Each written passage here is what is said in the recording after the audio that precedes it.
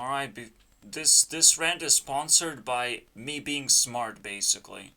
And by sponsored, I mean has confidence because I'm smart. So yeah, I was about to make a hit piece on Belle Delphine.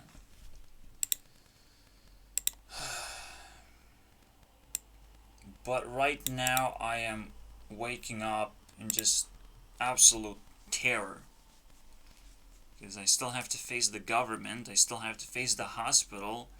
I talk about it here and there. I talked with my colleagues, I would say, whoever hang out in my Discord, whoever I extracted from various places all over my timeline right now, and to basically get into the next big thing, I would say. And now I'm realizing, holy shit, maybe rendering 3 is in fact gonna happen. And maybe it's actually pretty amazing too. Because all you have to do is sort objects and figure out how many cuts you need to have for these objects. And you don't even have to put them into boxes or anything. Never put anything into boxes, please. Please.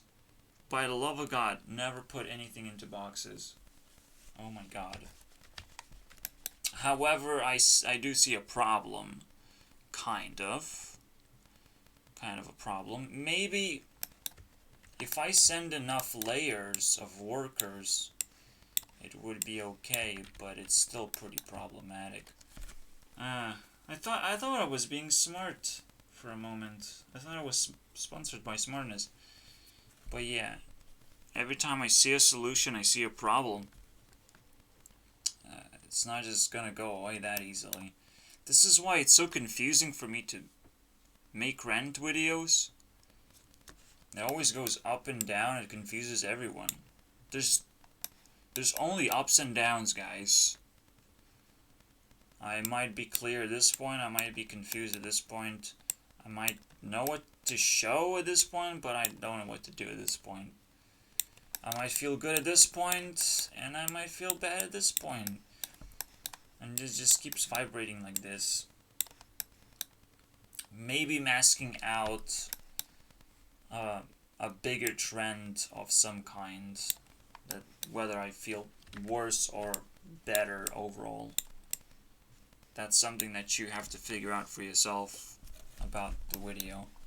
But holy shit, life is a little bit too big. It shines in my fucking face right now.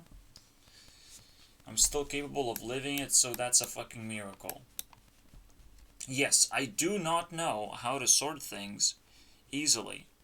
Right now, how I look at things is I don't want to use rendering method 3 because I have to add all these numbers together. What these numbers are is basically how many cuts of different types I find. Because I will be grouping them together of like, okay, I need 16 cuts for this group, so I will definitely know where workers land in this group. Alright, if your worker ID is 17, you have skipped 1, and maybe one piece of work here, and you're starting off at 17. That's cool. I kind of know how much you skipped, but in this situation, where everything is just randomly fucking organized, yes, it's very nice because I would organize by shown surface area, potentially, eventually. After one full rendering process, I would know exactly how many pixels I have shown of the object, how many pixels I've managed to render. Now, it's not particularly convincing number, I would say, because some objects might be able to cheat it. Let's say you render this entire object, it gives you 100%, and then another object shows up and blocks a little bit of that, apparently being on the front. Well, we will try and avoid that as much as possible, obviously, by first sorting through distance and then sorting through appearance on the screen. It's a weird method that would give us quite a lot.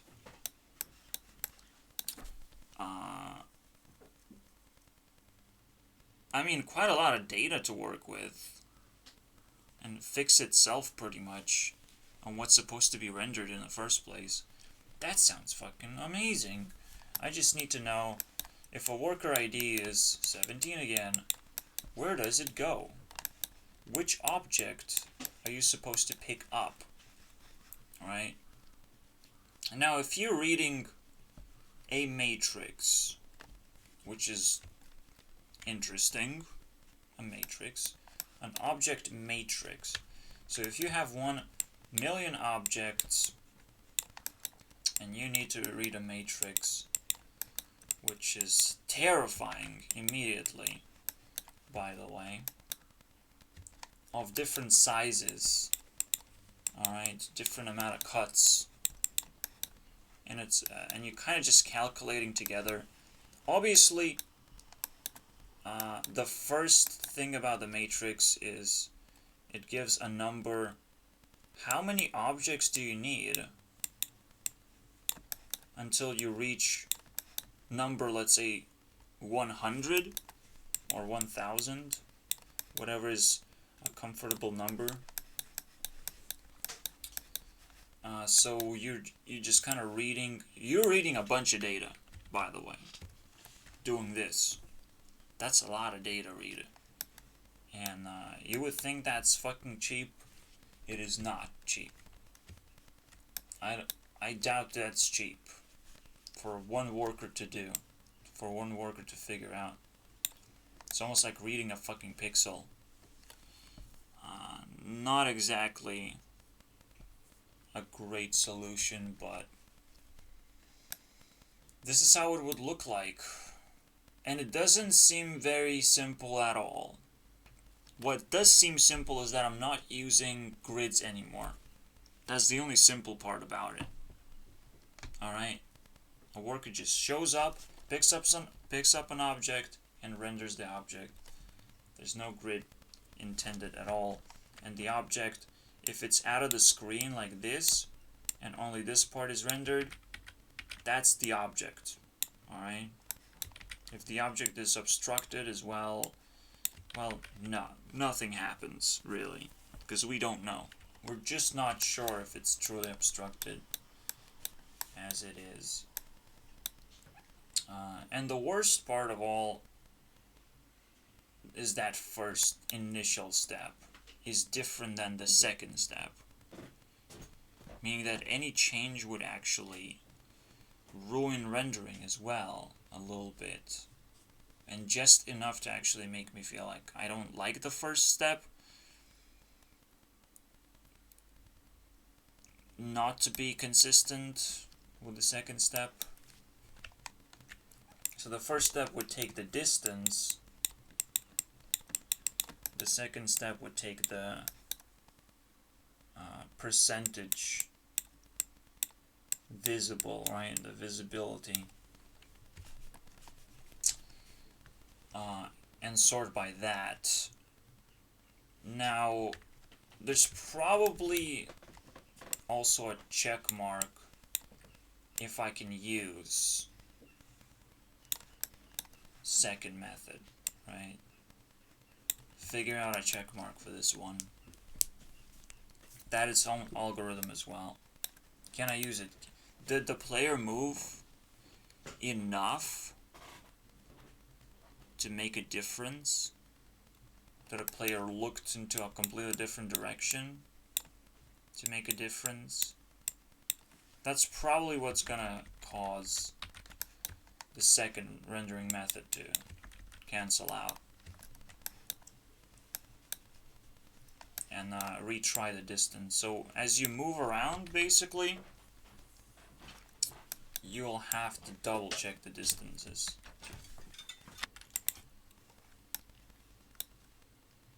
Yeah, otherwise it still wouldn't work. right? If there are moving objects in general, this is why I hate this fucking so much. So much. It might work for like 3 additional frames, 10 additional frames. It can become very much huge artifacts afterwards. So that's bad. This is bad. This is bad. I can only use distance. Yes, yeah. I can still sort by doing this. Ah, yes. Now that's not terrible. All right, the second one is not terrible. Is this that kind of terrifies me? After I sort by distance, and I start sorting by visibility, visibility is not going to change very much. And I have to resort every time. So because I don't have visibility, in fact, this is almost like a zero method, where I go back and check, what can I check? If I don't have visibility, what can I check in general in the first place? So that's pretty good. In that sense, that's pretty good. Now, because it's pretty good, and because we're talking about rendering 3, is this available for rendering 2 as well? Is this something that I consider pretty good available for rendering 2?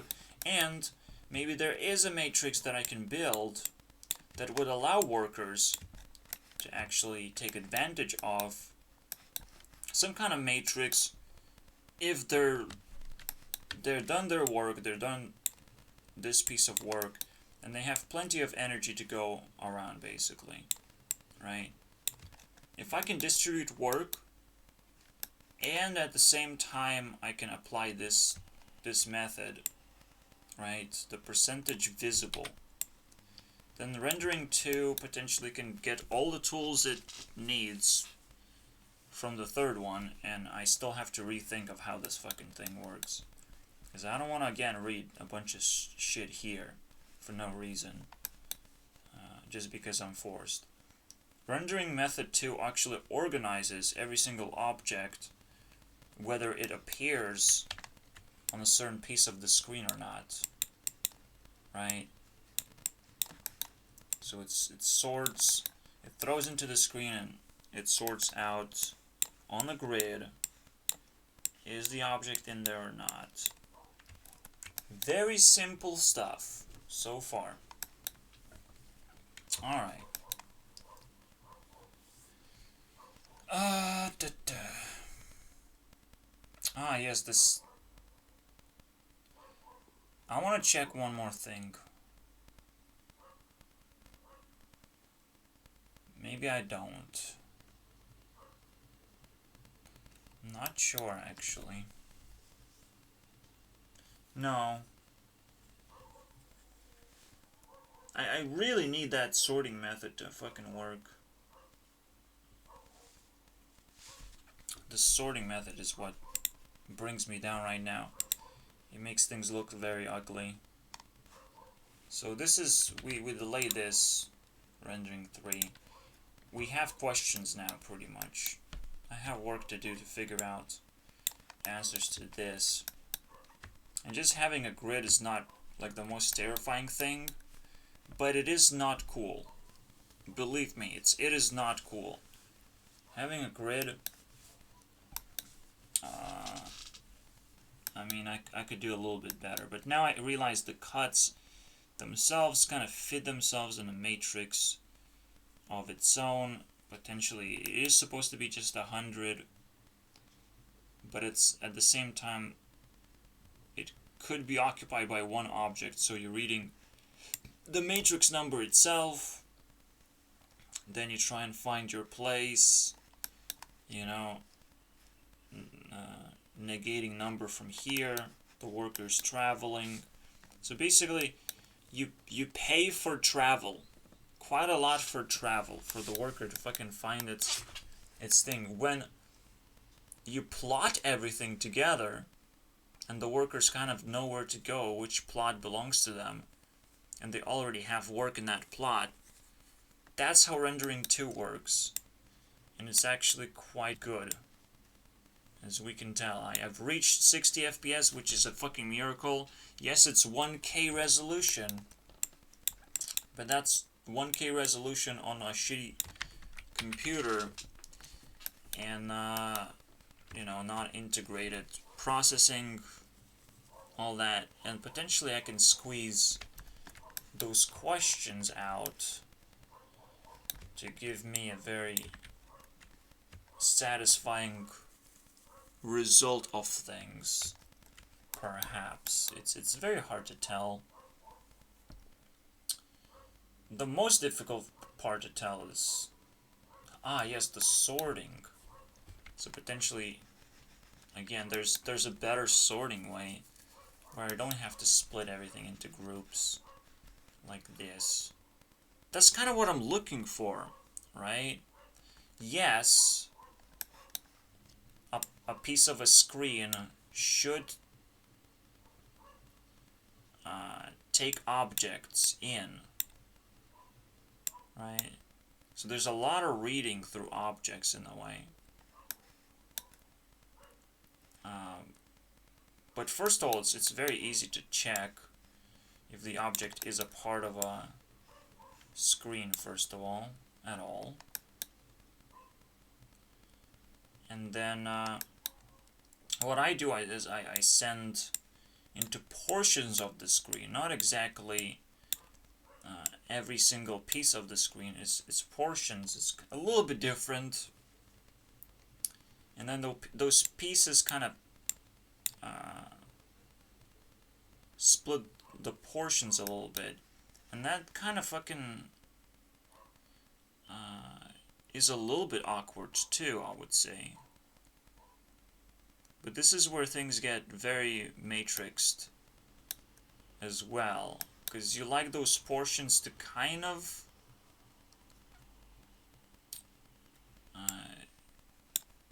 that's what's not straightforward about this, right? Not only you need the portions, you need the pieces of the screen where rendering happens, and those pieces of the screen need to know which objects I'm going to be reading. Predetermined, basically.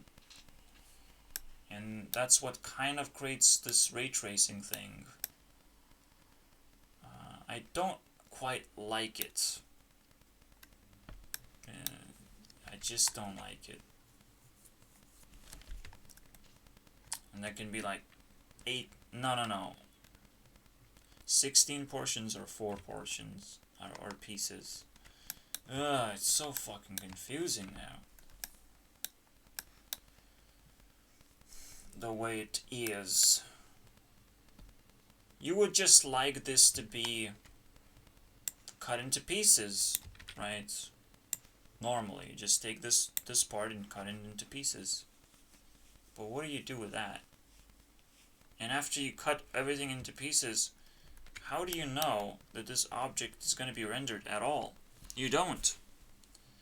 So, maybe the rendering method 3 actually exists and I don't have to question rendering method 2. I just have to try and transition slowly by answering those questions, right? Of what kind of tools, crazy tools I can come up with now.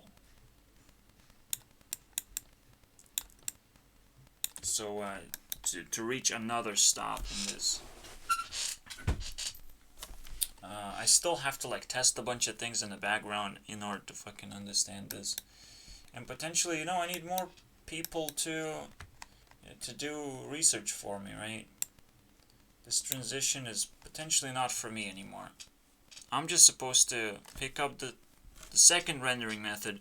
Now the first one is kind of cool, but it's useless to me now realizing how good the second is. But what it's useful for is the physics work exactly the same way. You just draw a ray. If you hit something, that's it. Now, to get physics on second rendering, I would actually have to sort everything by distance separately, and most importantly, separate objects into 3D chunks anyways. I thought I didn't have to do this, but I do. Now, 3D chunks are so fucking painful. It's almost like, let's just go back to rendering 1 and fuck it. Fuck everything, right? Fuck all that fucking bullshit that we did. Because it's so useful for physics, calculations,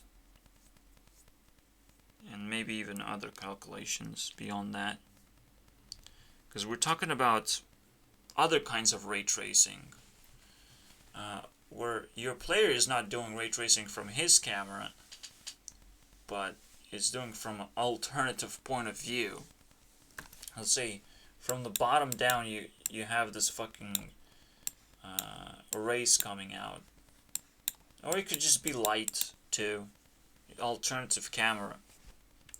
And for alternative cameras, you need an entire rendering 2 method, where with rendering 1 is just a ray, alright, certain amount of rays too. And it's not that difficult to have rays. Okay, that's just not difficult at all. So, don't be surprised if one day I wake up and I'm like, rendering 1 was the most superior thing, and this, for me, this is just fake adventure, basically. Alright? Don't be surprised if this happens and screws everything over. You know? I was just diving deeper into Matrix. No need to do that unless you need to learn new tricks. Which is what Matrix kind of probably stands for. New tricks. What Matrix stands for is we learn that. We have a way that we think. The way that we put information together in our brain. And we shuffle that information. That's potentially called a matrix. Because you have to remember. You have to write everything down how it was. Where a certain box was initially. How you rotate it. How it looks like right now. And how you bring it back to normal. But right now, you pretty much caused yourself trouble, and you have to figure out how to untangle that trouble backwards. And see if everything was intact as well, so you also have to know the entire box matrix too. But it's the most direct way to actually need matrix, which is what defines matrix. This little fucking twist. Alright, how do you bring things back to normal? You had to have a matrix. Either of the twist itself, which is way more efficient, or the entire environment, in case you are, you find yourself feeling weird. And feeling weird means that when there was something labeled, it changed regardless of the twist. It actually... these boxes, this interaction of the boxes actually started changing everything else. It's kind of an interesting concept. And again, it also is pretty difficult. As everything that I do, I wake up every day to do difficult things. Cause fuck yeah, dude. But yeah, now I'm realizing it's experience type of thing. And not much else. This ray tracing craze, I would say. It scares me, actually. Because I want to go back to the 3D grid. Just ray trace normally. The problem that I caused myself to do is, as I split everything into a 3D grid, the grid itself had values of where things are. And I still kind of need those values. And I'm forgetting, like, oh shit, right? But I kind of just need relative values. No need for that shit.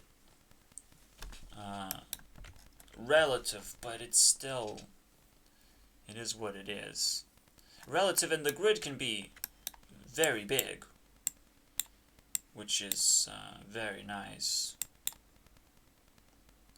Like, the one piece of grid can hold 10k objects, and I'm probably gonna be okay with that. But no.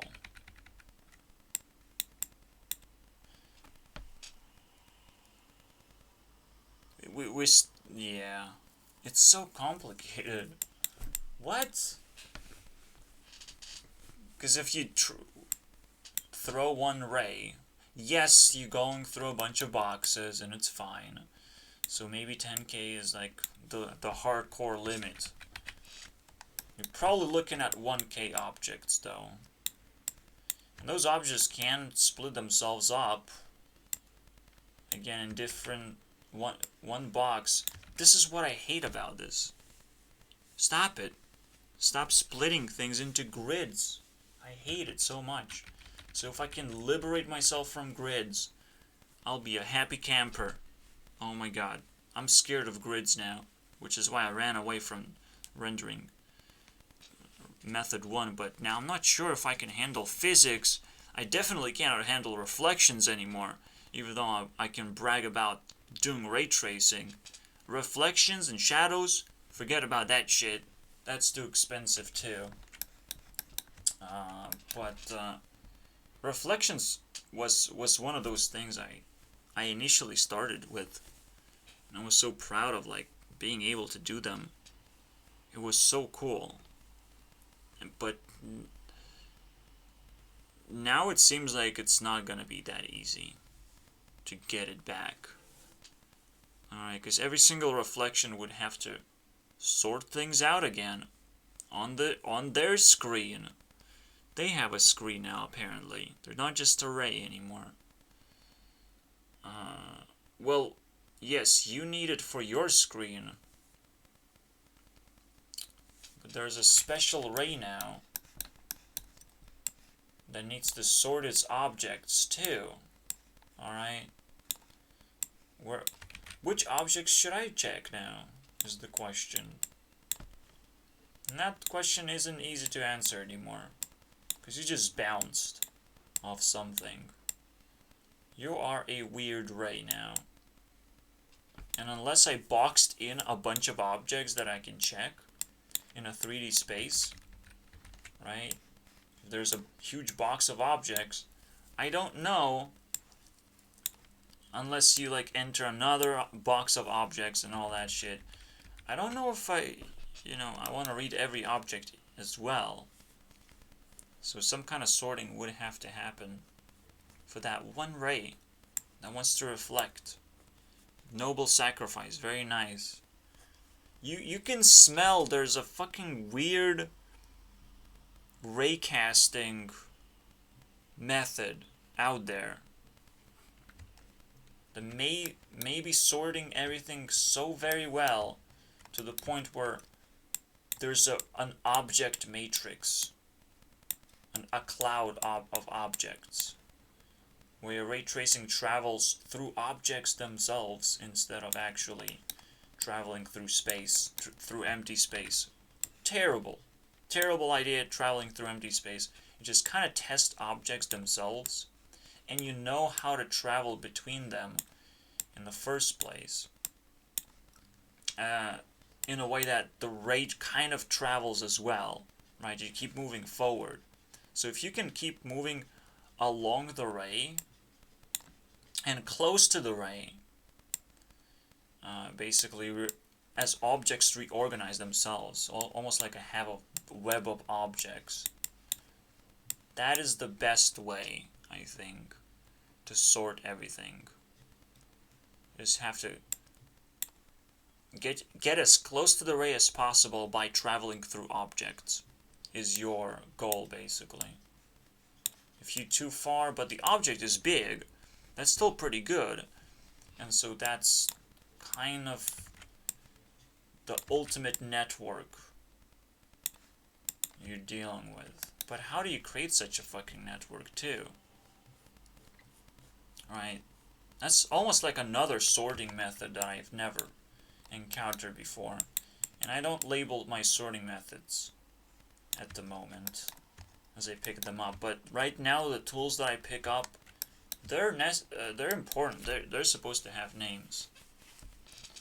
So this is something I thought about quite a long time. And I might have to return to thinking about it as well. And yes, if I get picked up because it's a fucking Monday and someone knocks on my door, I will be ready, basically, for a hospital. Because they really fucking want me there. Alright? For some reason. They have society nowhere else but in the hospital. And it's actually flipped. You would think society actually exists outside, but the government hijacked everything. And society only exists for brief periods while you're in a hospital or while you're in jail. In brief periods while you're being punished, in a way. And hopefully your punishment is small enough so you get out into the freedom, but freedom is not totally freedom, it's just kind of a boxed in freedom anyways. So what the fuck are we dealing with anyways? Because the freedom that I'm observing right now is absolute fucking trash.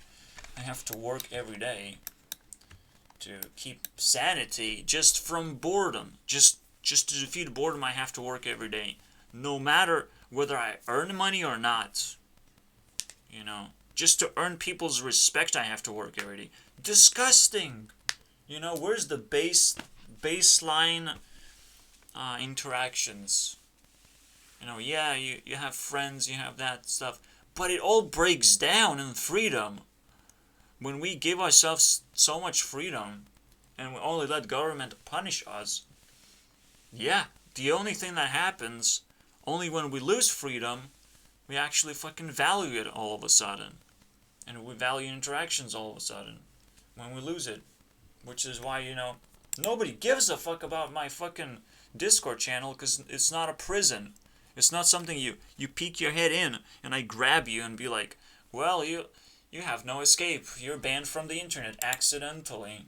And people would actually give a fuck if it's a fucking virus, but obviously they would give a fuck. Like, how do I tell government about this? Because I want more freedom, apparently. More freedom is less freedom now. It's the craziest thing. Which we need to discuss. So I put this huge question mark in here. Maybe there is a way to network objects now with the sorting method that I potentially have. 3D sorting method too. It is a 3D array. Absolutely. Maybe it's not that far off from handling this matrix. Because it's like, most of the time you will need 6 directions of where to go next. But you also want to cover the closest objects available in those 6 directions. To ensure that you read every single object as you go along, but also read only relevant objects at the same time. So that's the big challenge of like how not to skip an object. Very important challenge. That the array gets all the relevant material, and it doesn't necessarily have to be sorted ever. You know, just once, maybe. But at the same time, there are moving objects. They have to move. Every single time an object moves, it has to be sorted into the box. So that's a little bit of a difference. That's nice. Into the box. But it can create conflicts, I would say. Just sorting an object into the... Which is why I don't like this web bullshit material. It's just the question, what does it tell me? Honestly. Because I would rather just go back here and think of if there's a solution to this thing. And oh man. Oh man. It tells me that whatever Minecraft has, please give it to me. I would still expect Minecraft to have very dedicated processor, which is again ray tracing processor, and it might not even render with rays, but it should by now. And it would be terrific if it does. I just don't know how it works anymore, because there's probably better ways to make it work. And if Minecraft can beat itself without me beating it, and teaches me a perfect solution to everything, plus, you know, yes, you add AI and it's fine. Just add some AI, it's gonna fix everything. Yeah, AI is amazing. You just have a bunch of inputs, right? Plug in a bunch of inputs. And then, AI tests, basically. What is the best input? You have open inputs, let's put it this way, right? From 0 to 1, and the AI is trying to figure out where's that perfect score input, right? And yes, the neural network, however, indicates that some inputs can be connected. So you have to test every input, not separately, but connected in the network itself, and double check everything. If you move this, that's a new iteration entirely. It's not separate of like, oh, let's find the best using this slider and our work is done here. No. Every single time you push, it's a new iteration. You have to test every single slider again separately, which is why AI is being used, but like, maybe this is just entangled, maybe this is just a problem, you know? You have to question yourself. Did you really need AI? Just like Bitcoin is a mining process of mathematical bullshit, you know? I think that that's what AI in the end is. It's mathematical bullshit. Because you think something is entangled when it's not really entangled. You can just get the best performance on non-entangled pieces of input if you do your work correctly and you don't entangle anything. So because you don't want one piece to move, and you need every interaction to be tested. But that's another neural network thing that AI can test. Is it entangled or is it not entangled? How much work is supposed to be done? Is one move gonna fucking make such a whole lot of difference? So that's another thing. Very interesting. It's a line of work that just makes me question what is out there. And what do people know? And why don't people talk about it? Well, they do. They do. That's nice. Why am I not entertained, though, with AI? Why is just papers? You know, that sort of stuff. Yes, the entertaining parts are out there as well, and they're being picked up as well. I found a channel for that. It's almost like there's a channel for everything now. You just have to find it. And my channel is the channel for everything. Except for everything. No, it's to make up your mind channel without actually researching. Alright? I hope you figured that one out.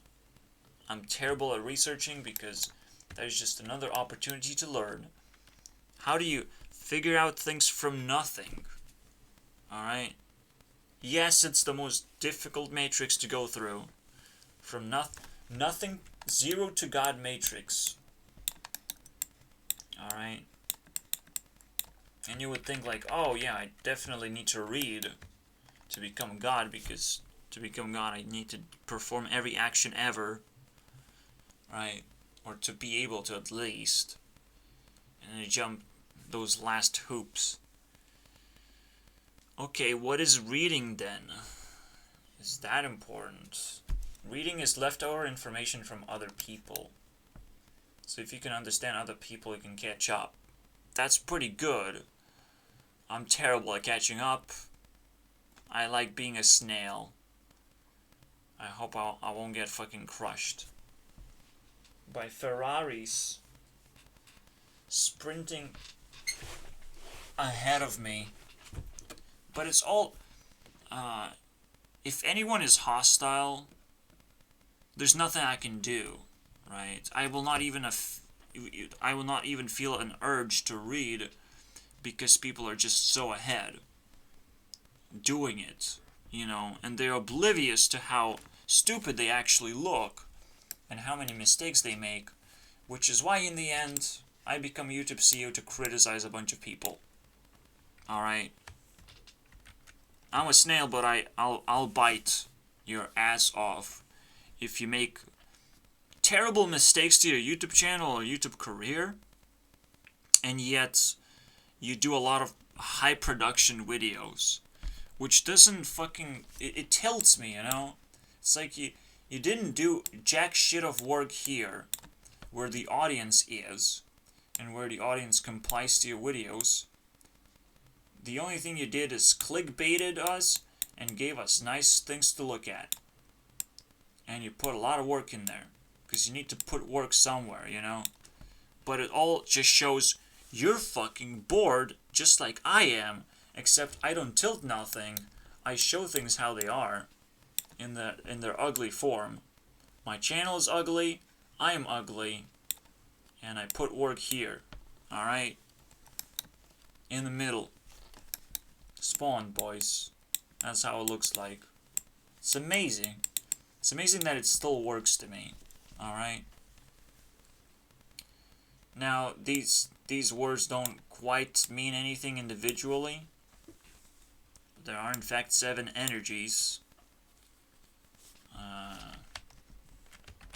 Maybe it still works there too. I don't think I want to remove this matrix anymore. I'm gonna be analyzing a little bit of that. But we have to move on and start the video, basically. Process the video. Unfortunately, I am unhappy again. No. I found something. Gov and freedom. The concept of government and freedom. And also, maybe there's more insight here of what to do next. Why is this such a big nightmare? Network of things. Oh, what a nightmare. I'm glad I just found a super simple way to make myself a nightmare, actually. I realize, wait, ray tracing, if it worked, it's amazing. If ray tracing works, it's actually amazing. But you need a grid for that. How do you escape a grid? Do you put things into a network like this? I would hate that so much. That would be so disgusting. A network? But a network would allow some base functionality, right? Let's say there's a core piece of network where almost everything is connected. And they're basically cores all over the place. And you move from one core to the other core as well. That could be pretty cool. I'm not gonna lie. So if the ray hits the core, which core it hits, you know, you figure out, and the ray travels from core to core, and then it reads a certain amount of objects that surround the core. And there's no grid. Okay. the core finds itself between a bunch of objects, a flock of objects. It is nasty, alright? It's just another network fad I fucking hate. The reason why rendering method number 2 works so well is like, hey guys, I have a screen, populate screen with fancy stuff, thank you very much, work done. So I'm kind of, I had to shred myself quite a bit of functionality of what rendering method 1 gave me. A bunch of functionality. I can just throw any ray anywhere, figure out, okay, I'm moving forward with a player. Can I move here forward, or am I gonna bounce off a wall? I can actually do that without even looking what's being rendered on the screen. If a player looks like this, I throw a bunch of rays like this, and that's it. However, the weird part is throwing rays just like that in rendering 1, and what makes it so peculiarly stupid, you would throw like 30 rays and that's it for this one object moving forward. What's the point of ray tracing if you just throw 30 rays, right? No point. Absolutely no point. And yes, you also throw gravity rays because your player has to go down. That's it. Wherever your player moves, that's where the rays are, and wherever there's gravity, that's where the rays are. Yes, you can compile all the gravity rays from every object ever, and every object moves too. You can compile that too. Congratulations, that's wonderful. But I think you can split rendering 2 into pieces, right? Into a physical piece where every object knows what is around it, what are the closest objects around, and for the player is the objects that are rendering, and you know,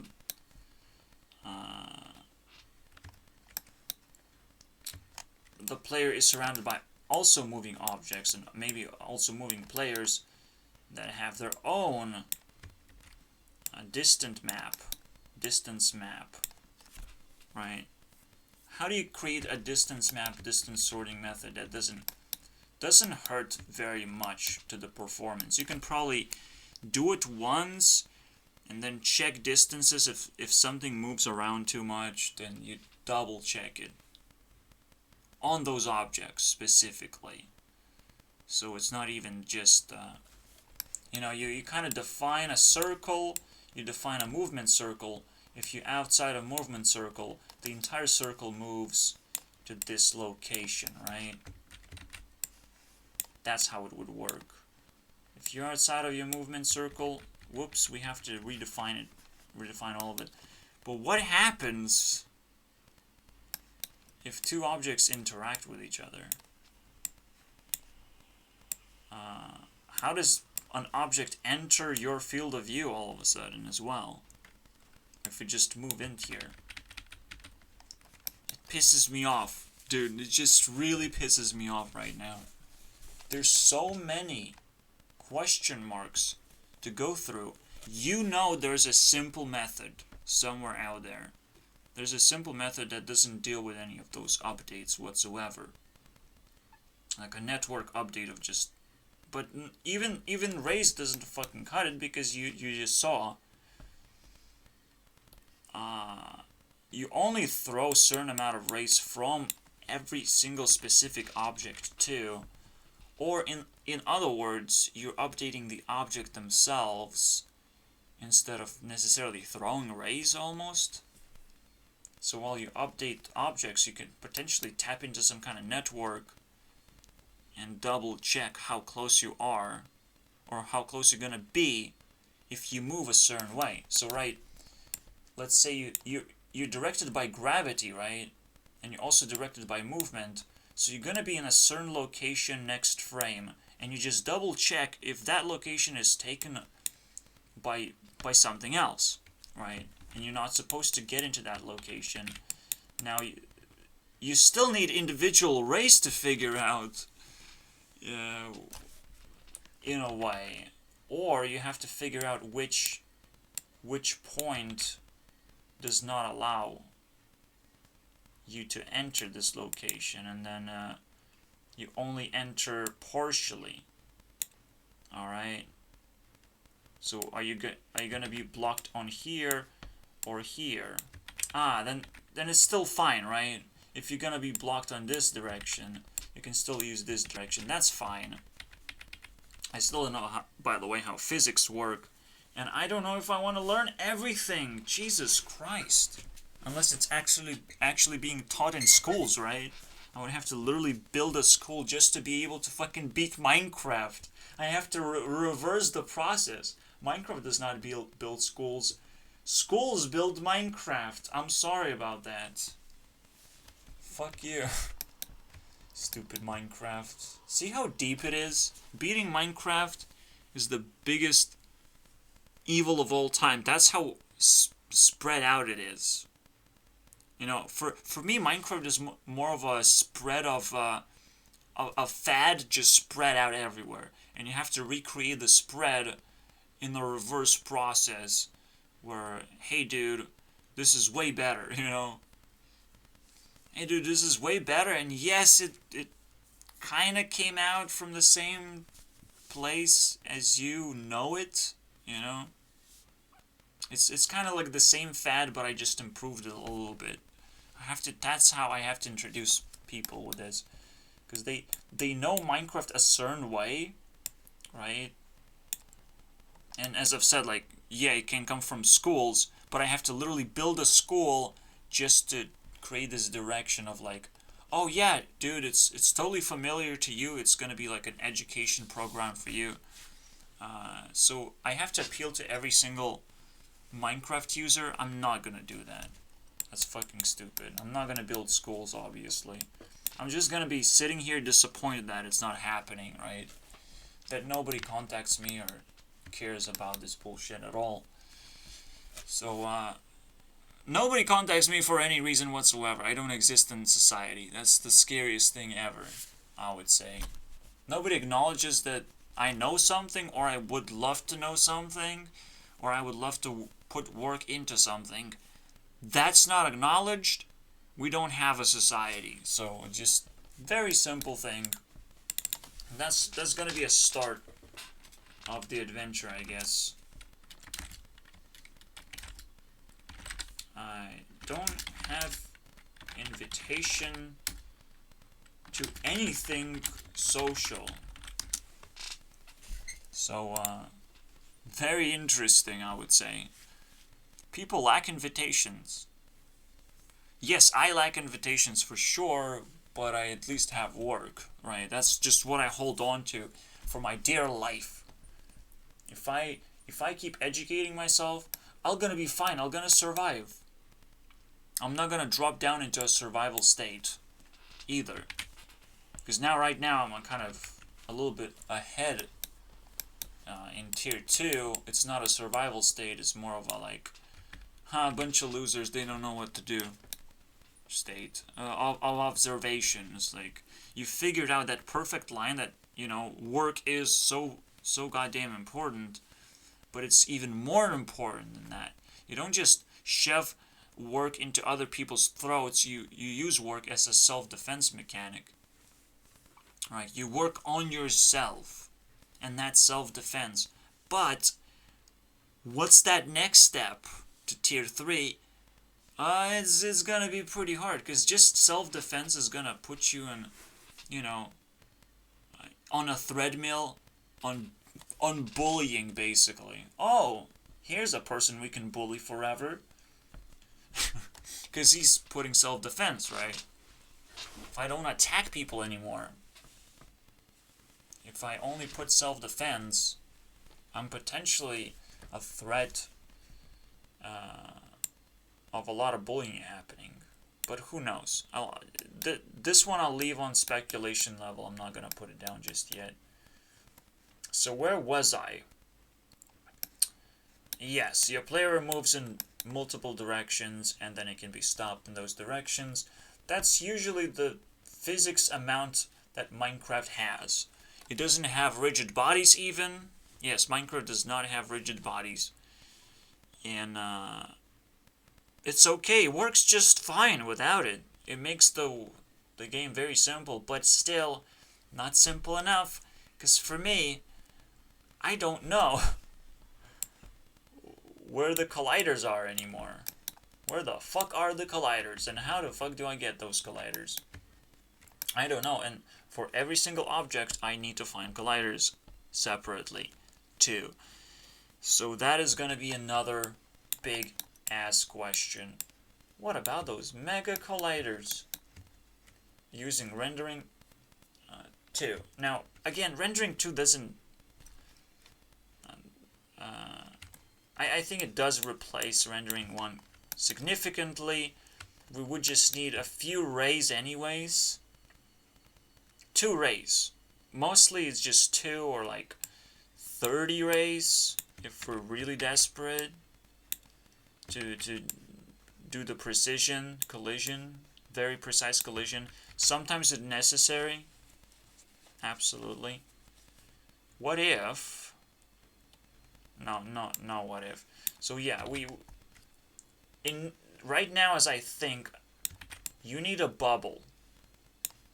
As I've said, a bubble and the bubble of like, if you move here, the bubble resets to here, right? So double bubble basically.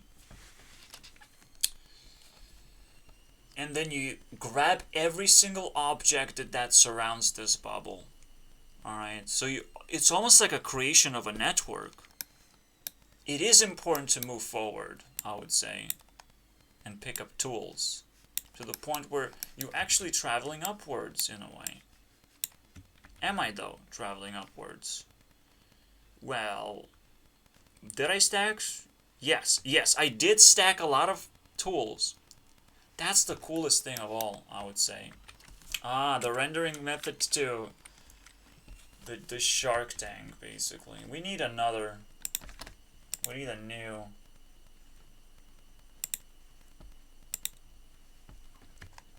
I can stack those easily. Can I press new? Control new. Okay, that's beautiful. So more sheets of matrices, if I ever need one. I can just look back. It's so satisfying to keep learning. I know I said a lot of things back, and I'm like acting like a fucking tough person, but I am a tough person. And unfortunately, I have transcended away from bullying, and almost everything is bullying. Oh my god, that is the craziest thing. Almost everything is bullying. Because people make so many mistakes. They think they're just paying attention to me and they just following me. But even that's bullying. Stop following me, you know, that almost everything is bullying. Whatever we're doing on the internet, almost everything is considerably bullying. Whatever we do in real life, almost everything is bullying.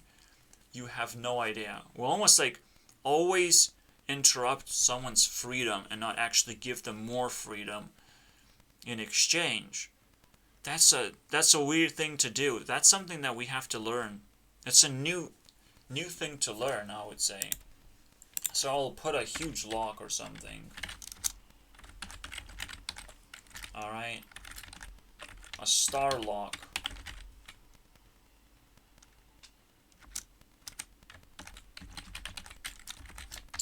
We need to learn how to maximize freedom for other people. Now, it's one of those things that people kind of figure out that almost everything is bullying, so they don't want to offend anyone. But that's not it, okay? Not offense. No offense, but offense itself is not enough of an understanding. Almost everything you do is bullying. What the fuck do you do? Alright, almost everything is offensive or obstructive, and people might not even recognize that you're offending them, that you're pushing them around based on your behavior. That is the scariest thing. Obviously, you can sit down and relax and be like, oh my god, what is this tier 2 bullshit I'm fucking learning? What am I supposed to do if everything is bullying? Even me just sitting here making videos could be bullying in some ways. What do I do? How do I test myself? That's welcome, basically. Welcome. I welcome myself to a tier 2 mentality. I have to put in even more work, and the world is way more exciting than you have thought. You thought the world was boring? Nope. You bullied everyone. This whole time you have been bullying everyone until everyone rejected you. And yeah, oh man, that's the greatest thing. I was like, I asked God, okay, you wouldn't think God exists, but for me God exists. Okay. I asked God, what is next thing to think about? Rejection was the answer. Alright? And when I asked God, I don't know what I'm creating in my head that has a personality of a god, but it spoke to me last time when I needed to pick up a topic to think about, to crack down a, because now I'm learning of like, okay, cracking down things is very important. I think this is what a YouTuber is supposed to learn in the first place. Problem solving is the key to your success. If you're solving unique problems, you have to broadcast your solutions, and you will move forward. It's almost like a sizable race in a way, right? You have to stack your solutions, and that's your escape from YouTube wilderness, basically, into the next level. Now, just because I wasn't successful on YouTube doesn't mean that I did not escape into tier 2. I definitely can look back now, and I'm succeeding every step of the way, obviously. That's the whole fucking point. I can look back and now I can criticize a lot of people's work. Are they doing a correct movement to try and escape themselves? Because I escaped myself, but now I can actually judge other people whether they did it too. Or they're doing it correctly. Right? What are they missing? There might be a lot of missing pieces that kind of make you fall apart and make you maybe interesting to the audience. But most importantly, you have to be interesting to yourself, to the point where you're really excited about just everything. Everything you do is just super exciting. So this is it. For me, proof of work is just something that reminds me. The reason I'm more active on YouTube is not because I'm trying to escape or transcend YouTube. I'm trying to make friends, try to see what's the fuss about. If there's no fuss around YouTube, then it's a fucking wasteland anyways. And also there's a bunch of, underdogs that have to also succeed, and who knows which people they're gonna pick. Alright? Because there's some people who will wake up and they will speedrun the shit out of this whole... Because the YouTube is kind of closing down into the next generation, so people start waking up and they will realize they have to speedrun the shit out of this platform and learn how to take advantage of it to maximize learning. Right? That's the big thing. And I think TikTok is also waking up a bunch of people who never really used YouTube before, but now that they have tasted what TikTok is about, they actually move into YouTube as well. Who knows, right? It's very interesting. Fucking deep as it gets. So the reason why I think about rejection a lot is because you're doing so much bullying in your life. You lose so many friends, and so many people just kind of shut up and don't really know how to interact with you anymore. It's exciting at first. Potentially you meet a new person, it's exciting at first, but eventually you get rejected, right? So that's a thing. Eventually you get rejected by a new person. Many times. You bullied him. Oh my god, what happened, dude? You bully. You have to ask yourself, why is that person dead to you? Why are they not in your life? Well, first of all, in a way, you can say almost everything is bullying, and it's obviously a joke.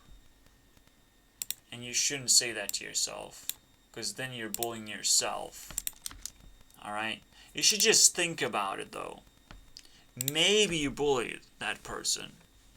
Or maybe they bullied themselves because they met an unsizable match. All of a sudden, size matters. If you are a bigger person,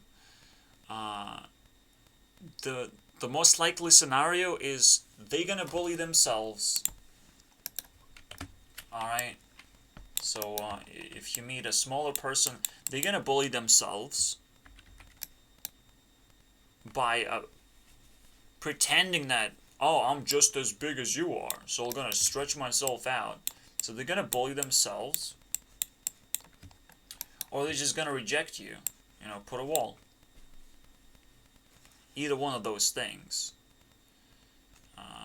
You bullying yourself is probably not gonna be happening, but at the same time, it could.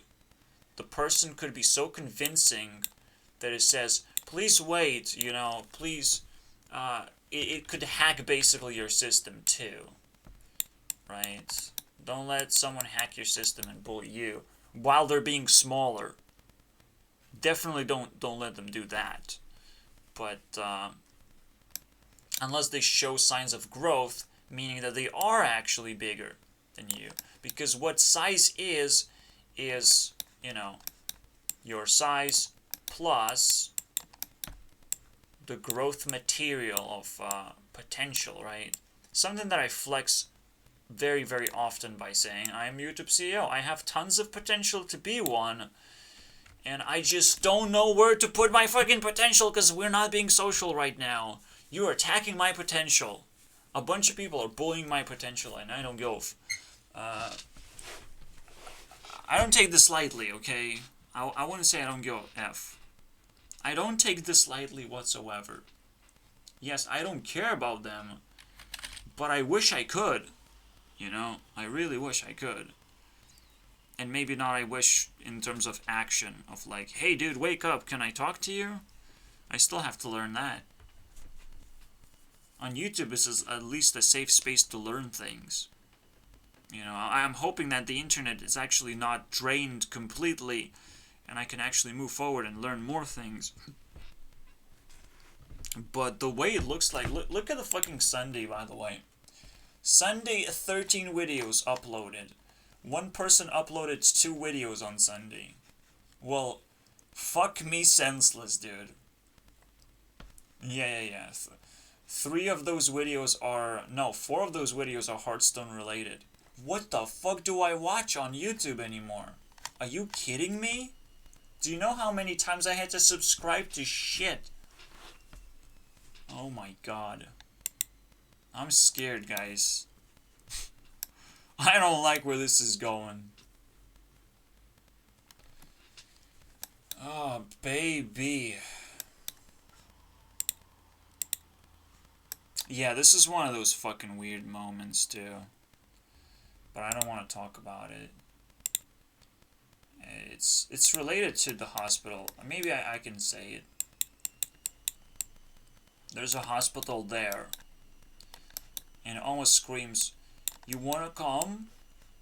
Consent, bitch. Consent, give me consent.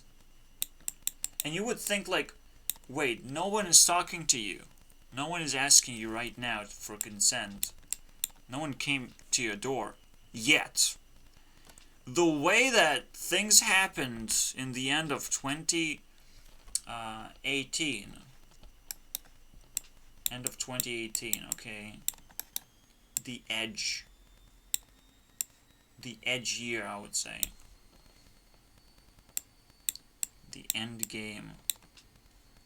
The way it worked out for me. I realized that people can read everything. People have all the information about you if they really want to. And subconsciously they kind of react to that information. And that's the scariest thing ever. It's like, the smell of fear is there, people gonna tell you smell, and that's fucking subconsciously is the deepest messaging you can ever get. Alright? And you would think like, oh, just smelling is like, just use deodorant. Doesn't work. Doesn't work jack shit, deodorant, okay? Yes, it's a smell now. People will still talk about you, by the way. People will now doubt you a little bit, what's going on. But, yes, maybe they're not deep enough to actually understand the matrix of what smelling means. And how, you know, how wolves probably pick up on fear too. There's so many things to pick up, but also there's not just fear, you know, for fire, for the wolves. There's also the wind mechanic of something else. The consent. You did something over here, you're gonna do something over here as well. We just have to drag you in there and make you do it. These fucking two elements, the destructive elements, they're scary, dude. When they play double joker on you, holy shit, you'll shit your pants.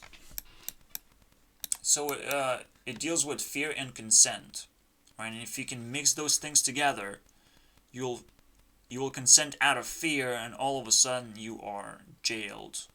So if I will consent to hospital, that's cool, but potentially there's a clock, alright, being dragged out in case I consent out of fear, and they will fucking destroy me if they fucking find out that that's what I did.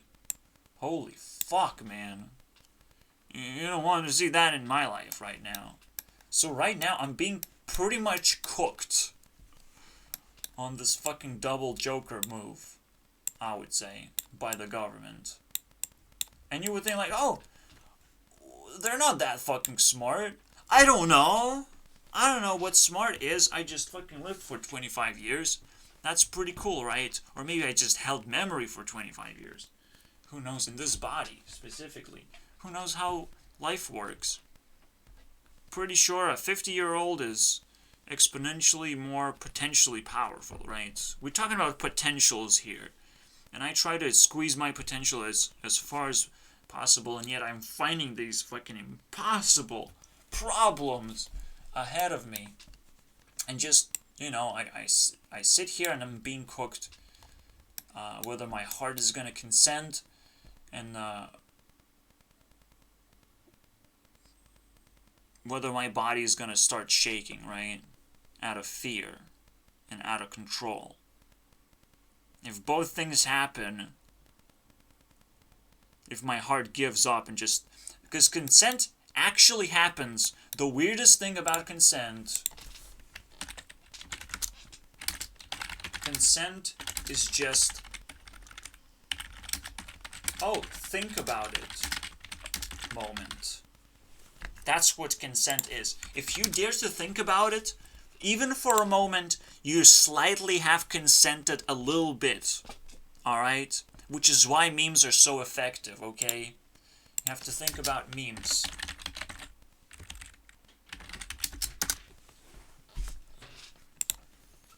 I need to fucking meet up my mom. She fucking came back again. This is so deep. It's ridiculous. So, you put in this position, right? This is what government uses, by the way. Probably every authority is supposed to use this. Double joker on people they don't like. To some extent. Because this might just be like the most expensive weapon ever as well. As it is destructive. Right? The most expensive thing is like burning other people's niceness. Obviously, if you're gonna die anyways, if you're an old person, you're gonna put me in this fucking deep syndrome of being destroyed under these circumstances. Obviously, there's a way out, right? There's water and earth that counters wind and fire. They counter those things. Alright, we can shut those things down. How does that work? So with consent, it is fucking weird. Just thinking about something is consent. So if I think about hospital too many times, and I'm preparing myself, but at some point I have to say stop. And that's what it is. I have to say stop. I know that I'm actually extruding myself. And yeah, the stop sign is going to look like this. Not octagonal or anything. I say stop. And I do not allow, not myself, not anyone else think about, what's going to happen. But I do have to make sure that we're prepared so that this thing does not cause fear in advance as well, right? There's a separation between those elements, and I'm tackling this element specifically directly, right? Because if I'm not prepared, if I haven't done enough work,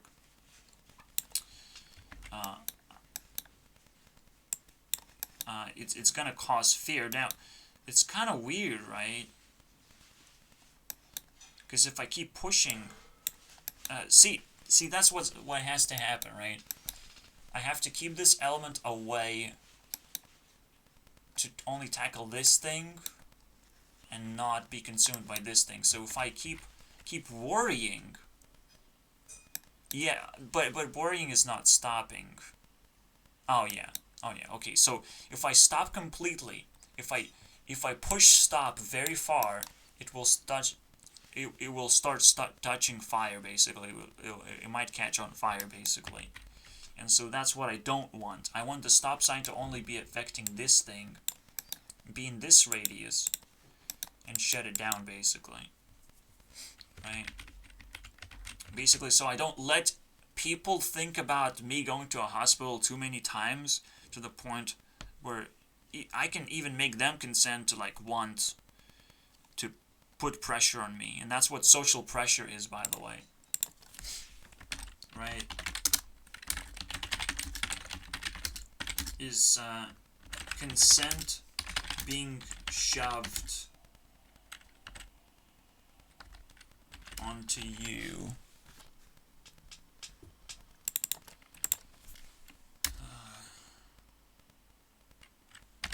by your friends. It's something that I don't want to happen either, alright? I have very clear stop signs, and I use them sparingly, too. I prepared myself, and that's it, right? I don't worry about, every single detail, because essentially it will catch on fire of, what do you fear, because it will ruin everything, pretty much. If I prepared for one thing and the other thing happens, then it was completely useless, pretty much. If there's a reason to think about it, that's good. If there's no reason, then there's no reason to stop. I just have to move on with my life. Because the stop sign is gonna stop my life too, and create fears. There's just fears all over the place, right? And this is why I wake up and I cannot just sit in fear in my bed. I have to actually take action and make videos. That's my escape. And it's the craziest thing, dude. It's almost like the double joker is being played on entire society every now and then. And that's what coronavirus is. It's fear and consent mixed in together. There's no better way to actually describe it. There's no better way to look at Corona as double joker play. Almost like every 100 years there's a double joker play just for no specific reason, just because it's a trend all of a sudden. That's how it looks like from conspiracy point of view, but I don't give a fuck. So I just look at it now and I'm pretty offended. Alright? I'm pretty offended. I don't see a reason why this is happening like that. We are being tested, but this is weird. And it is like fear related again, fear and consent related. Are you gonna be willing to wear a mask, or are you willing to fear a lot of things? What are you willing to basically sacrifice? But it's a mutual sacrifice. Whoever is doing it pretty much have to deal with the consequence of society separation. It's almost like that's what it is. Another way to look at it is a societal breaking point, right? You have to create a wall between people who figured out the puzzle of Double Joker, who know the solution to this, and people who didn't, right? And you have to apply and adopt that solution to your life. So that is a difficult thing to do. Especially if you have friends and you want to save your friends too. That is a very difficult thing. Corona would definitely fuck me up if I had friends. Oh man. Yes, we would spend time online and everything, but naturally that's not what I would like to do.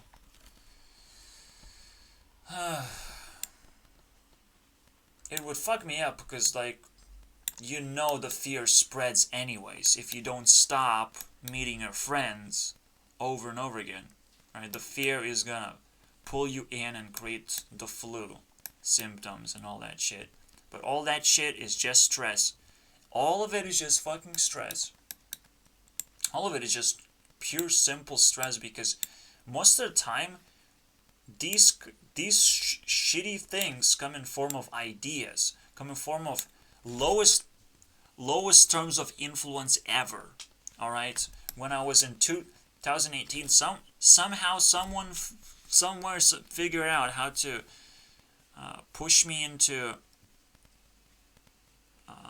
thinking that there are beings, basically, that I can read thoughts of, that I can feel, and I was being sucked into this wormhole. So the influence was kind of growing on me, and who knew what that fucking thing was. But deep down I felt that influence is gonna pop, because none of this makes sense. Someone is like bending reality, and bending reality is not acceptable in a way. It's like bending reality is gonna meet God's fist, which it did. I turn into fucking God, and I just scare off all the demons, pretty much. It's the weirdest fucking moment in my life. Turn into God, what the fuck does that mean? Alright? And yeah, one of those big demons was PewDiePie. It's weird. Why PewDiePie, though? What was the demon overlord in that fucking scenario? Maybe I just needed to claim YouTube CEO rank. There and then. Alright? I needed to act out the T-series. The fucking hammer in your face series. Who knows? And that was the scenario. I had to make it entertaining for myself. Clearly. So yeah, and the God screamed subscribe because I felt very smart and confident. And that confidence builds up into the ultimate counterfeit to all the demons out there. And again, demon is influences that you can tap into because you consented to, and you might have collected a bunch of fears, and it becomes its own overload, I would say. It becomes its own, like, test of skills, basically, because those things are out there. And the first time I ever experienced this whole breaking point, holy shit, is this terrifying. And it fades away eventually. And it was in a different country, so it's like everything was ripped apart of what I thought was reality. Everything was ripped apart. It's crazy. But you have to experience it, and you only experience it for a specific reason. You give in to the lower influences because your life is just willing to search for something more. Your life was willing to give up completely. I was very suicidal, but it wasn't because I wanted to kill myself, apparently. It's because I was seeking for something very, very important. Because I wasn't willing to kill myself, obviously. I was willing to die. I wasn't willing to kill myself. I was willing to, let myself die, let myself not have any food. Because I'm running out of money. I'm running out of resources. There's no way this is gonna last forever. But then I come back home and it's just, brings me back to normal. Obviously, there's more trouble here, and I have to reset my life to the point of like, I'm tier 2 now. I have relived a craziest experience of my life. Crazy enough experience where I say anything about it, say I heard voices at a specific point in my life, and it's like, oh, now you're schizophrenic forever. It's like, what the fuck are you talking about? I'll fire you, basically, if you think I'm schizophrenic. That's not how it fucking works. But it's like, yeah, which illness did you picked up when you did the breaking point? Because everyone fucking breaks, right? Well, that's 90% of people that break. But 10% of people who don't break, and you pick them up as problematic people of society, you're problematic now. What do I do with a fucking doctor who says that I'm problematic when they're problematic? Now we have to debate. Who's problematic? Well, if you can debate, then neither of us problematic. I can definitely debate, right? We have to show weapons, show teeth. We have to show fucking demons to the point where we're like, yeah, we're powerful. We're not going to be problematic to each other. We agree not to be.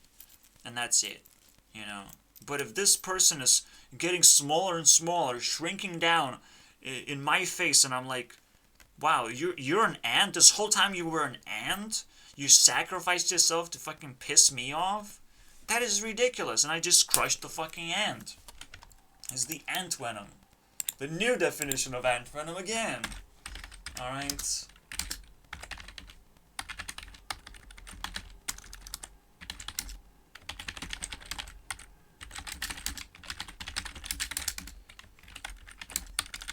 A person taking temporary authority pretty much against you, right? But it takes temporary authority. It's like, oh, I'm YouTube CEO. Oh, bye guys. I took what I wanted from that authority and I ran away. That's not what I'm here to do.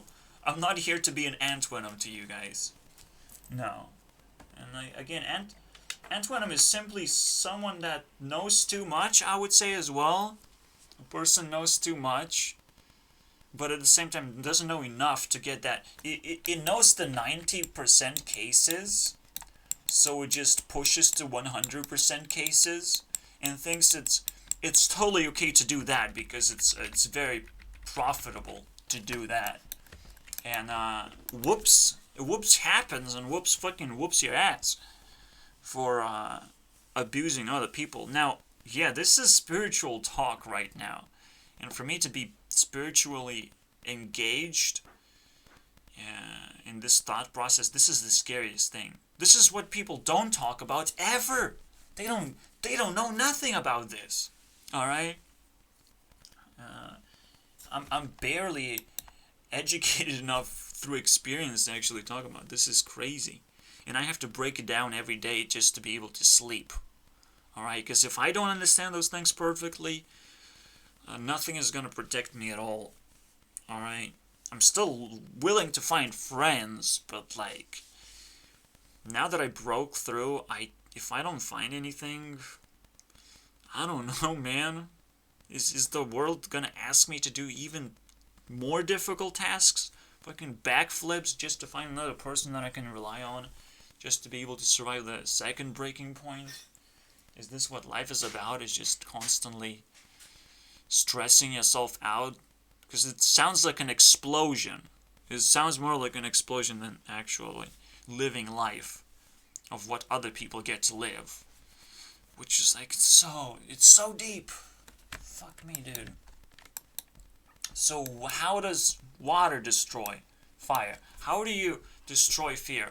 You destroy fear with comfort, obviously. Alright? Capture happiness. Flow into happiness. Happiness and rainbows. Right in there. Alright? Stick in your comfort zone as deep as possible so you find your home, pretty much. I would say. You find your home. You find your happiness home.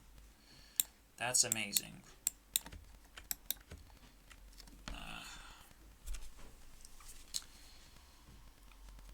Right, so now I'm at home. Now I have no fear. No fucking vectors attacking me or capable of attacking me. That's nice. But potentially now the consent of the hospital is looming dooming on me. Because I'm not doing anything, right? I'm not out there consenting to certain jobs. So all of a sudden I'm a huge target on this shit. So in a spiritual way, potentially I was in fact a target. And now I'm putting on this blast. I have to consent to something. And this is the weirdest fucking part. At 2018, I almost like played the consent game. Let's consent to anything possible just because. Alright? I played this game. I became this element. Yes, it's very difficult to stretch my limits because my limits are very narrow, I would say. I'm an earth person. I don't like consenting to things whatsoever. Consent to fucking reading a book? Fuck that shit. Fuck books. Ridiculous. Books can rot in hell right now. And surround me and rot in hell. Because that's where I am right now. Definitely questionable though. Because this would empower me quite a lot. If I just pick up a book and I consent to just read one book and analyze one book of how it's constructed pretty much, maybe it's gonna help my life quite a bit. So while 2019 was a weird year for sure, maybe it has taught me a few lessons that I need to take a double take on those. And obviously for me 2020 was a home run basically. Learn how to do that. Learn how to do this. Alright? That was 2020. So I'm learning these skills, how to counter the double joker bullshit. And right now I'm facing this special one, almost like a supplement, because right now I'm learning this. Fear. How to make myself fear? Is this what I'm learning? Make myself fear things? No, because that's 2019. I was full of fear, shitting my pants every now and then. That I would actually shit my pants, because that would be the double joker, because I consent to weird things. Consent to going into the deepest depths of the Matrix as well. And if I fear, it will fucking break me down quite a bit, and I did. But I still consented to something so weird that it's like, am I really fearing, or I'm really deep down into this darkness that I will come out anyways? So there's no big deal. 2019 was full of fucking weird shit that I did. No, I still haven't done drugs or actual weird shit socially, alright? Because this is social garbage. The usage of drugs, smoking, or whatever. It's all social garbage to me. You can actually tap into like the weirdest things you can do by doing somewhat simple things, but alone. Alone is everything is weird. Alright? So, I think we have reached our number. Oh, okay. Just one. Alright, I'm done with a portion of this. We're gonna continue with the same thing. I need to take a little bit of rest though. I thought we were gonna talk about Belle Delphine and how she's fucking weird. But it is, it might be approaching a breaking point with Belle Delphine too. Who knows what's going on? She has a boyfriend apparently, and everyone's gonna be upset about that. But that's just for a hit piece, okay? Unless I don't want to talk about Belle Delphine in actuality, because I feel like sexual content is the most difficult to review because it needs a lot of time. Just like Annoying Orange needed a lot of time, Belle Delphine needs a lot of time. I can still do it because of that, because of this contrast of like Annoying Orange, Belle Delphine. Perfect match, who knows? Fuck it, let's do it, I'll take it. I'll take that fucking burden. No big deal. Obviously, Belle Delphine is not gonna climb 70% of the ladder. That would be insane. That's impossible to do. I double check that. What's possible and what's not. Load archive. I think it's not loaded, right?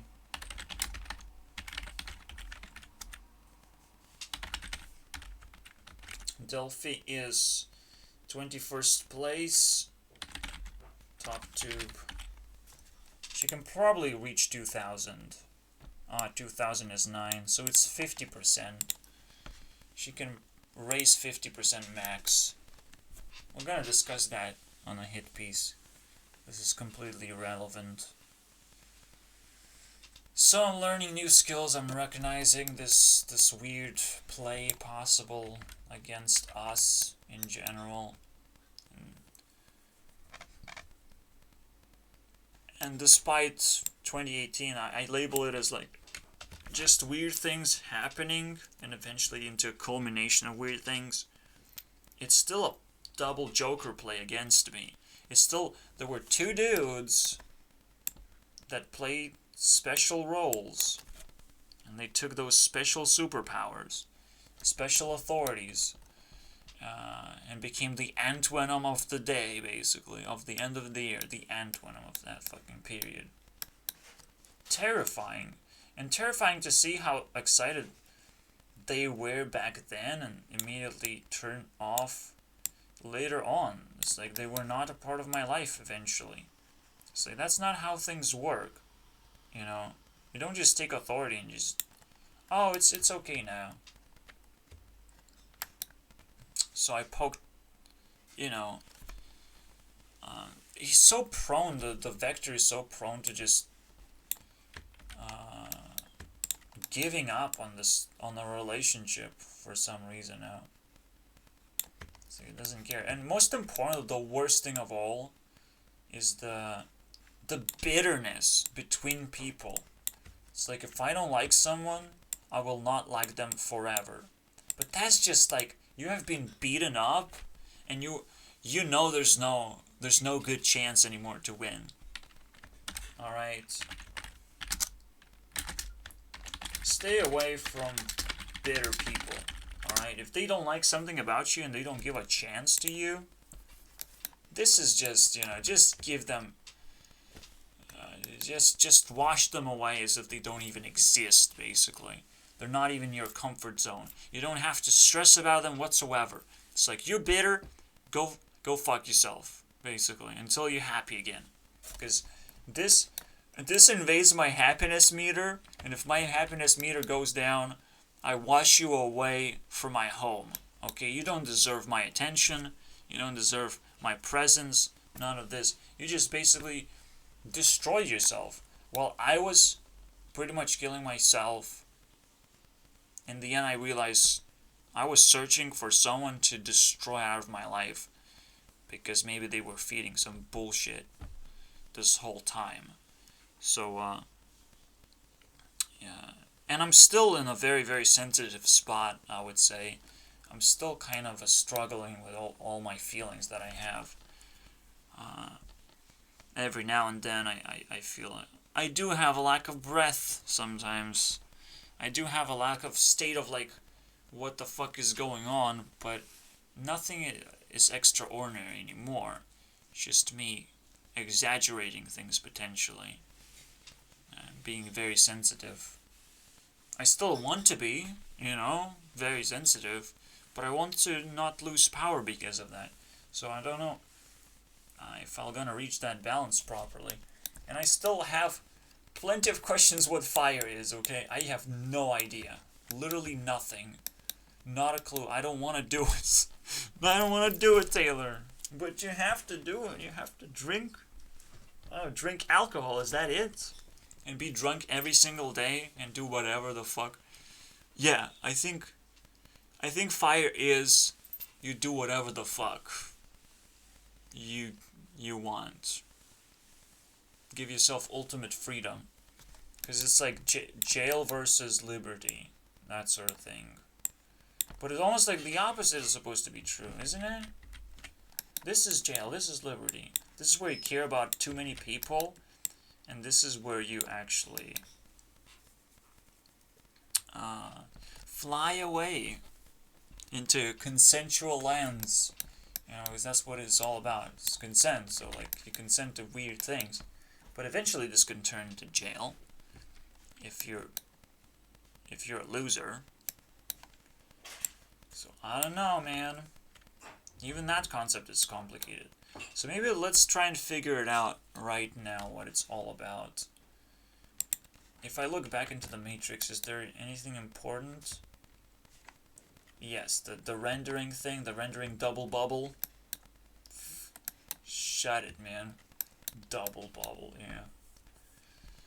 Double checking if I need any tools, if I pick up any tools. That's what I'm gonna do in the background for rendering too. And most importantly, the sorting method is kind of stinky right now because it has a lot of conflicting in there. Somehow I'll figure it out too. Somehow. What is this conflicting about? One of the biggest reasons why objects conflict is they're very close to each other. So the distances are terrible. I'll figure that one. Also, size matters. So objects that are bigger supposed to be prioritized much higher.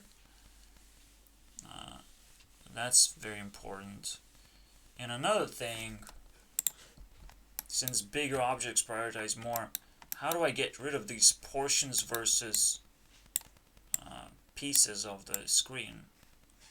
I need to get rid of that difference. I need to just shove in the object as is, and yes, pull it into pieces, but like, this is why I normally like the grid being aligned together with, so I have two numbers, right? And if they're exactly the same numbers, that means they're completely aligned. That's not how it is right now. I separated those two numbers just because I felt like I need to do that. But there's so much to think about. I'll spend some time there. It's the weirdest thing as well. I looked back into my videos when I was in the end of 2018. I looked back, and the way that I was speaking, that I brought myself back to observe how I was speaking and what I was saying, and it was like I was on a fucking trance almost. Or it felt the things that I'm speaking, I'm talking to something completely different. Or about something completely different. So the way you do grammar is very important. Now I'm recognizing that, and I might be fucking things up quite a bit. Grammar important. Care about grammar. But you almost like have to replay everything you say over and over again to see if it works. What if I care too much about grammar and eventually things gonna fucking... But I can't say no to fire, you know, I just have to learn it. But I'm just, yeah, yep. That's one of those moments. I might not actually have the resource to learn this. I might be in danger now.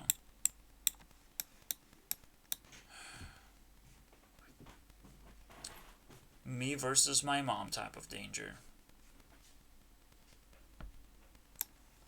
Why? Because somehow your comfort zone is going to disrupt the fire. Alright? The same way the wind would have disrupted my comfort zone. So I already experienced this before. Right? Disruption. Something that I should be scared about. Right?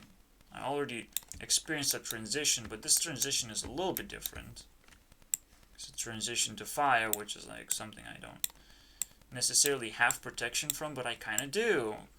And that is the protection. And pretty much all I have to do is just accept that whatever happens, it's more of a protection to me than, you know, so if I stretch my limits, I can stretch myself into fire as much as I want to, as much as I can reach for. So it's a little bit of a different transition. Because for me, fire is the scariest thing, potentially. So just re-observing myself, the way I interact, the way I say things, what I say things about, what I target, I have to constantly ask myself, am I being clear? Am I giving myself enough time, potentially, to say the right things? And this is why these people very much hate publicity, because they know they can be tricked into saying something fucking weird. Alright? They know they can make a mistake, and that mistake can invade their lives and cause tons and tons of fear and pressure. But who knows how this works? So this is something to look into when we're talking about fire. Which is another, you know, a fun thing, where she doesn't delete anything anymore, but she did delete it, most of her history. If we go all the way back.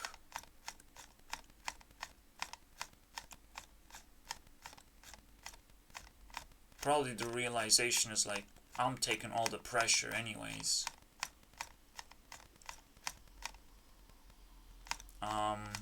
Where is it? Is it back? Is her history back? There's no way. Here it is. It's deleted up there. But we written even more history apparently. That's interesting. Alright. So yeah. I take all the pressure and I hope to learn what this is, but I know grammar is like not the most important thing.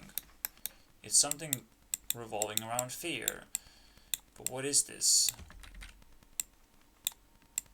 How do you handle fear? What do you do? Maybe learn new things or something? What is the most fearful thing to do? Of course, it's the new. It's the new.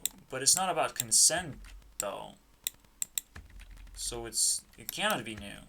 New belongs to this thing. Alright, new things. That would liberate you. Jail, potentially, you squeeze yourself even further into comfort zone. How about that? So who knows? I'll try and figure it out right now. What is narcissism? Alright? I really need it because it's gonna be circulating the entire year. What the fuck is this?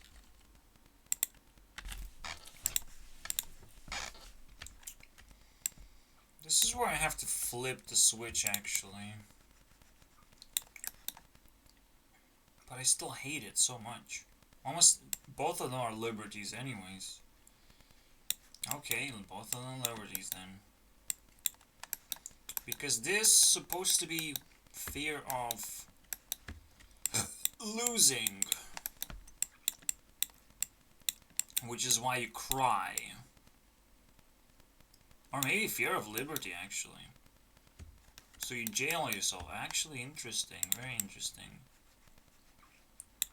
Bouncing around, but I have to fucking admit. And maybe this is like work-related elements. So there can be two of them instead of one. But it's work related because it's closer to work, closer to center, but it's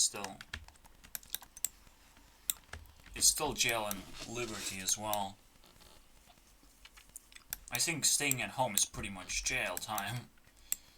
And stopping to do things, it liberates you to do other things. And you clearly need to do that, or you're gonna get bored. Very simple. So yeah, the fear of losing is the biggest one. Why people cry. And why fear gives you tears too. Alright? Actually, very related, apparently. Fear of losing. Now, because you fear losing, almost like fear love too. But you commit a little bit extra for it, right? You commit a little bit extra effort and care to those things. Into being a charismatic person. But you just kind of care about people in general. And maybe that means I'll have to be even more interactive with people. I don't know. Still don't know what it is, but now I got one step closer. That's cool. Wow, now I'm intrigued actually. I reply to every person who subscribes. After all, that's what the best YouTuber in the universe would do. That is the scariest statement I have ever seen, by the way. Because that is so fucking true. Oh my god. Oh my god.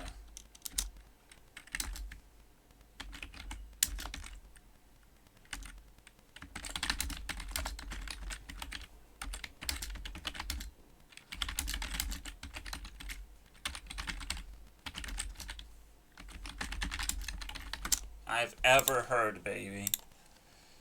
And yes, this is like very weird, right? It's the fucking creepiest thing you can ever fucking see. Yeah. Sure. Everyone is fucking hearted? Nope. But technically he did not reply to everyone and he kind of lost the race. Yikesies, dude. Whoopsies and yikesies. And by the way, you know, too bad his statement doesn't hold on him, you know, it's hypocritical bullshit in the end. I truly believe this fucking shit, though. Oh, wow. Yes, I also have another statement, which is like, social gathering problems. We had church. Church is gone. But looking back, church was fucking trash. School was trash. To begin with. It's okay to some degree. There's some social gathering to some degree. And yet, you actually need better. Alright, way better. Now that we have social media, we can kind of replace all of that shit. And not worry about it at all. Alright? But we still have to use social media to gather people. If applicable, okay? Similar level of statement, right? If it's applicable, you have to gather your friends properly. If someone wants to say something to you, double check, because right now in YouTube comments, there's a vicious cycle, I would say. Alright? Most nasty YouTube comments trend, spit out memes.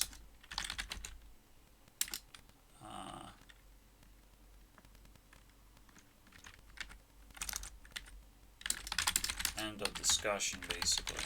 You just kind of want people to like you. Now, it's fine. It's fine if you can actually do it, right? If you can figure it out.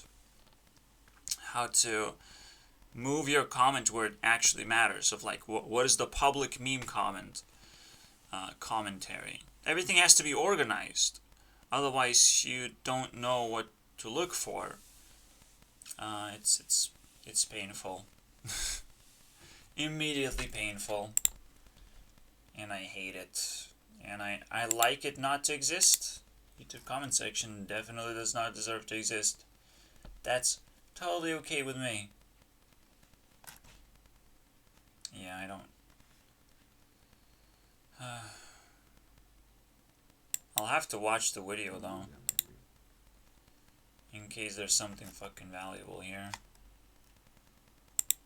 Obviously there are also dad jokes maybe sprinkled. I don't give a fuck. Well, let's figure it out here. Should I watch this? Or am I exhausted already by the main idea? I still have to exhaust all the ideas, obviously. So there are some locks, and I have to exhaust the main idea of the government giving you freedom after you beat the shit out of real life, basically. It's like all this hospital and jail time is actually more freedom to you. Makes no sense, right?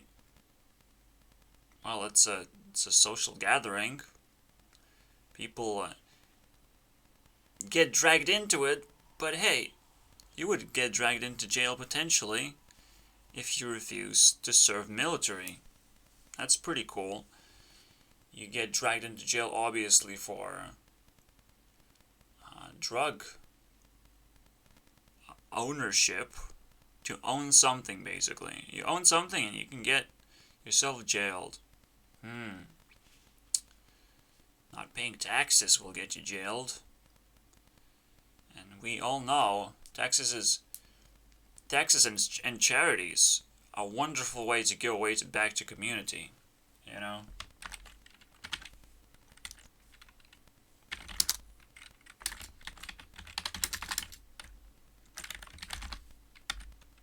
Throwing money on the street is better than taxes or charity. That's what I think, okay? Just if you want to throw money on the street, that's amazing. That's cool. If you're a rich person and you get taxed heavily, wow. That's amazing. Government really loves you, doesn't it? You're not living in freedom when you live. You think you live in freedom. Alright? I have never lived in freedom. I lived in a jail cell, which is potentially supposed to be upgraded to a real deal. You know, I have no idea what freedom is, actually. Which is an amazing statement I have to immediately put together.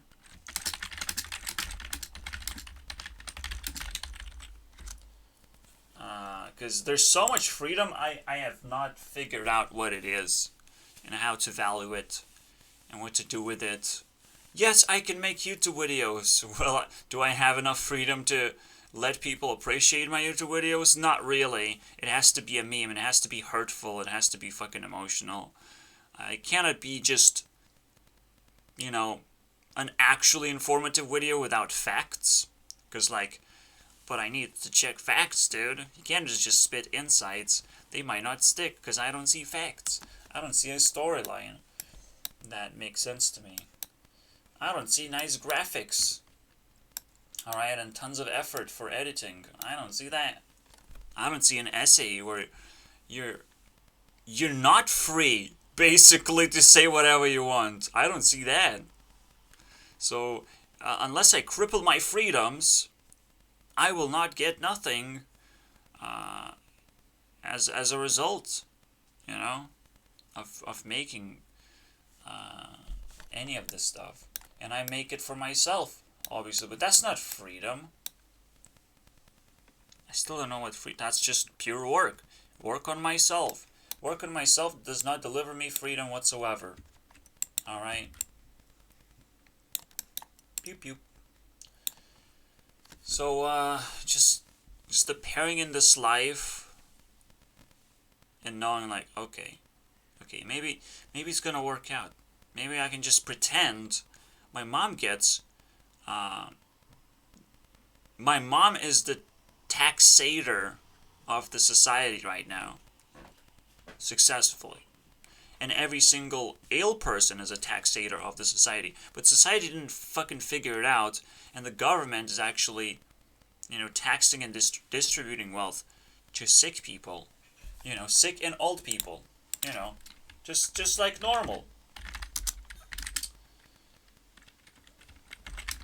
Oh, wait. Gov needs your money to give it to scammers. Sick and old people. That's kind of how it looks like right now. There's a bunch of scam businesses who rely on the government funding, like colleges and all that, and NASA. Nobody needs NASA right now. NASA can shut the fuck up about space. Yeah. I don't care if you believe in space or you don't believe in space, because it's just like God, okay?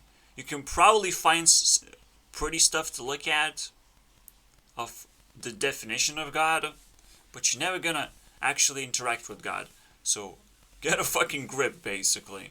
Yes, you can look at the stars in the sky and appreciate them, but don't get fucking... don't pretend that you're gonna find porn out there, okay? It's just not how it works. You have to react to things relatively with ease, right? Whatever happens in your life, that's what happens. If something is not happening, it's not happening. And that's just relative ease of reaction. Yes, you can remind yourself that something might happen, but that is the weirdest thing ever. Alright? Something you cannot prepare yourself for that easily.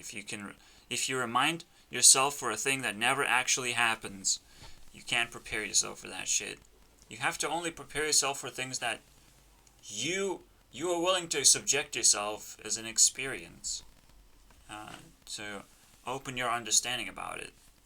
Every day you wake up, there's a routine of like, what could possibly go wrong? 2021. Yeah.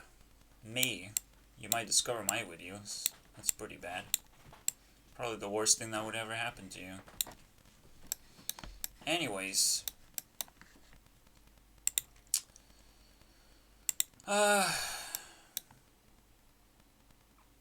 It's pretty sad, right?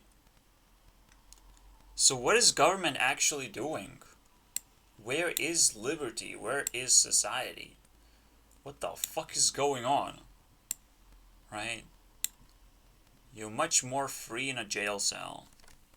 That's unbelievable.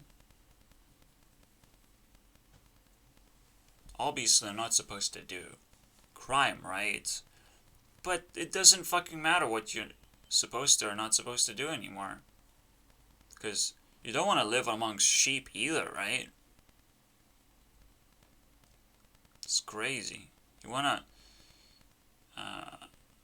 You would like to live amongst people who have lost their freedoms and are looking for something new.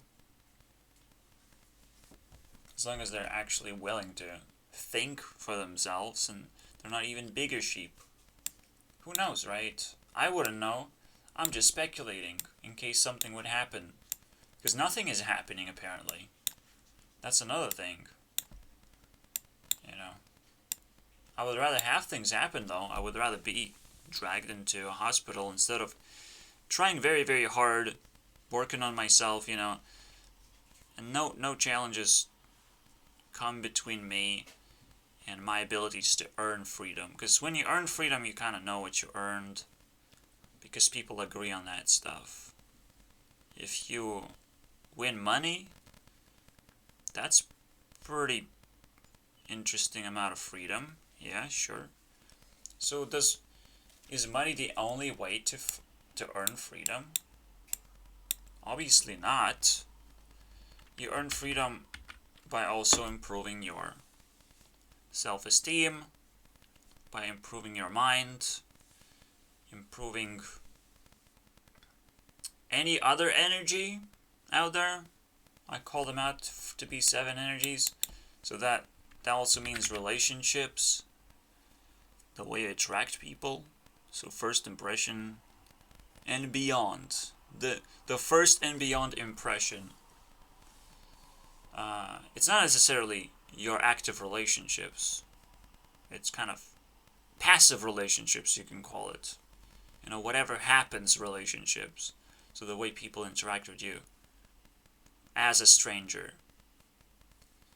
And so we can list those things out actually. But I already have 7 energies left, right? So the way you take action, potentially the body energy, what is it? The way, obviously the mind, super important. Is that like definition list as well? The matrix list? I said the relationships. I guess that this would be respect with strangers. This would be resources in terms of money. So we already have 5 resources. Basically, maybe. Basically, maybe. It turns into baby. That's nice. Maybe there's 8. I would say maybe there's an always hidden energy. What if it's personalized, right? Personality energy.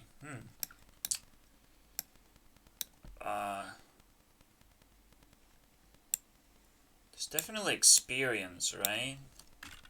Experience. Because you basically can tune into what other person would do and fix the problem from there, reenacting the experience that you have received. It's not particularly a mind game to do, it's its own thing. So, experience is a resource. And again, I'm listing resources that give you more freedom, right? You want liberty, you have to master those resources. That's about it. So there has to be one more. Self-esteem. Kind of. Obviously those are linked. The way people perceive you and the self-esteem that you have. What the fuck is self-esteem? Well, self-esteem is courage to approach situations you feel like, I don't know, defend your title.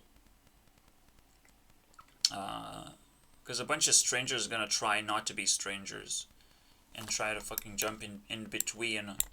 So I would say self-esteem kind of gathers the rest of the social interactions that might actually even be hostile. And hostility is not something that actually happens in society, but it happens in the rest of the society, which is like most of the things that you do is bullying, and those are the things. So if you're just being a stranger, a normal stranger, if you're being normal in general, right, you're either a stranger or you have a relationship.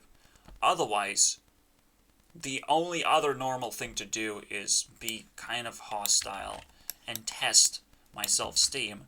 If you being hostile beyond that, then you have to be banned, then you have to be blocked, then you have to be put out as a fire that nobody needs. But otherwise, we have all 7 pieces collected. I can even have a map about it. I love this, man. This is a lot of work that I have to do. I just have to do it. There's no escape from this type of work. So, map of liberty. Because that's, experience, actions. Actions you're capable of doing, you have skilled yourself to do, you have prepared tools for actions. Taking action is just, you know, it's its own thing. It's a prepped thing, I would say. So just because you have experience doesn't mean you prepared an action. And then,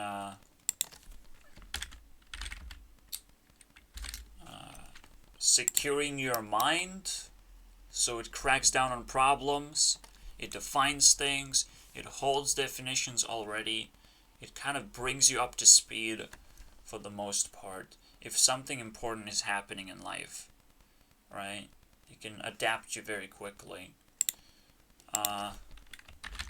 Relation, and then respect. I would say respect is just one of those things of how you handle relationships that are new. With respect, how do you handle respect?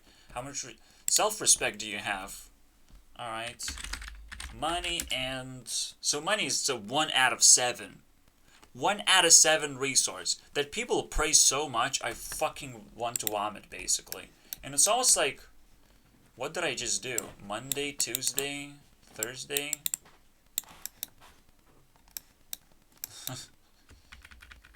No, Wednesday, Thursday. Wednesday, Thursday. Wow. Does that work?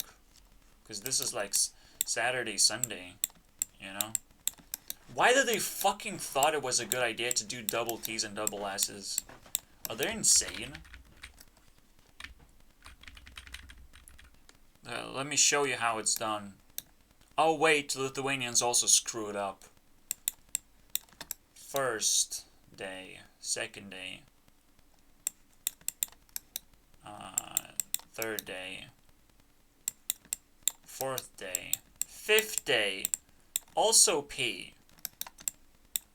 This and this. We have a little bit of symbolism here. What the fuck is wrong with us too? Alright? Very much the same shit. I'm disappointed, okay guys? We can't count to 7 without 1, 3, 3 basically. 1, 3, 3, 4, 5, 6, 6, 7. Oh, we need 2 6s instead, huh?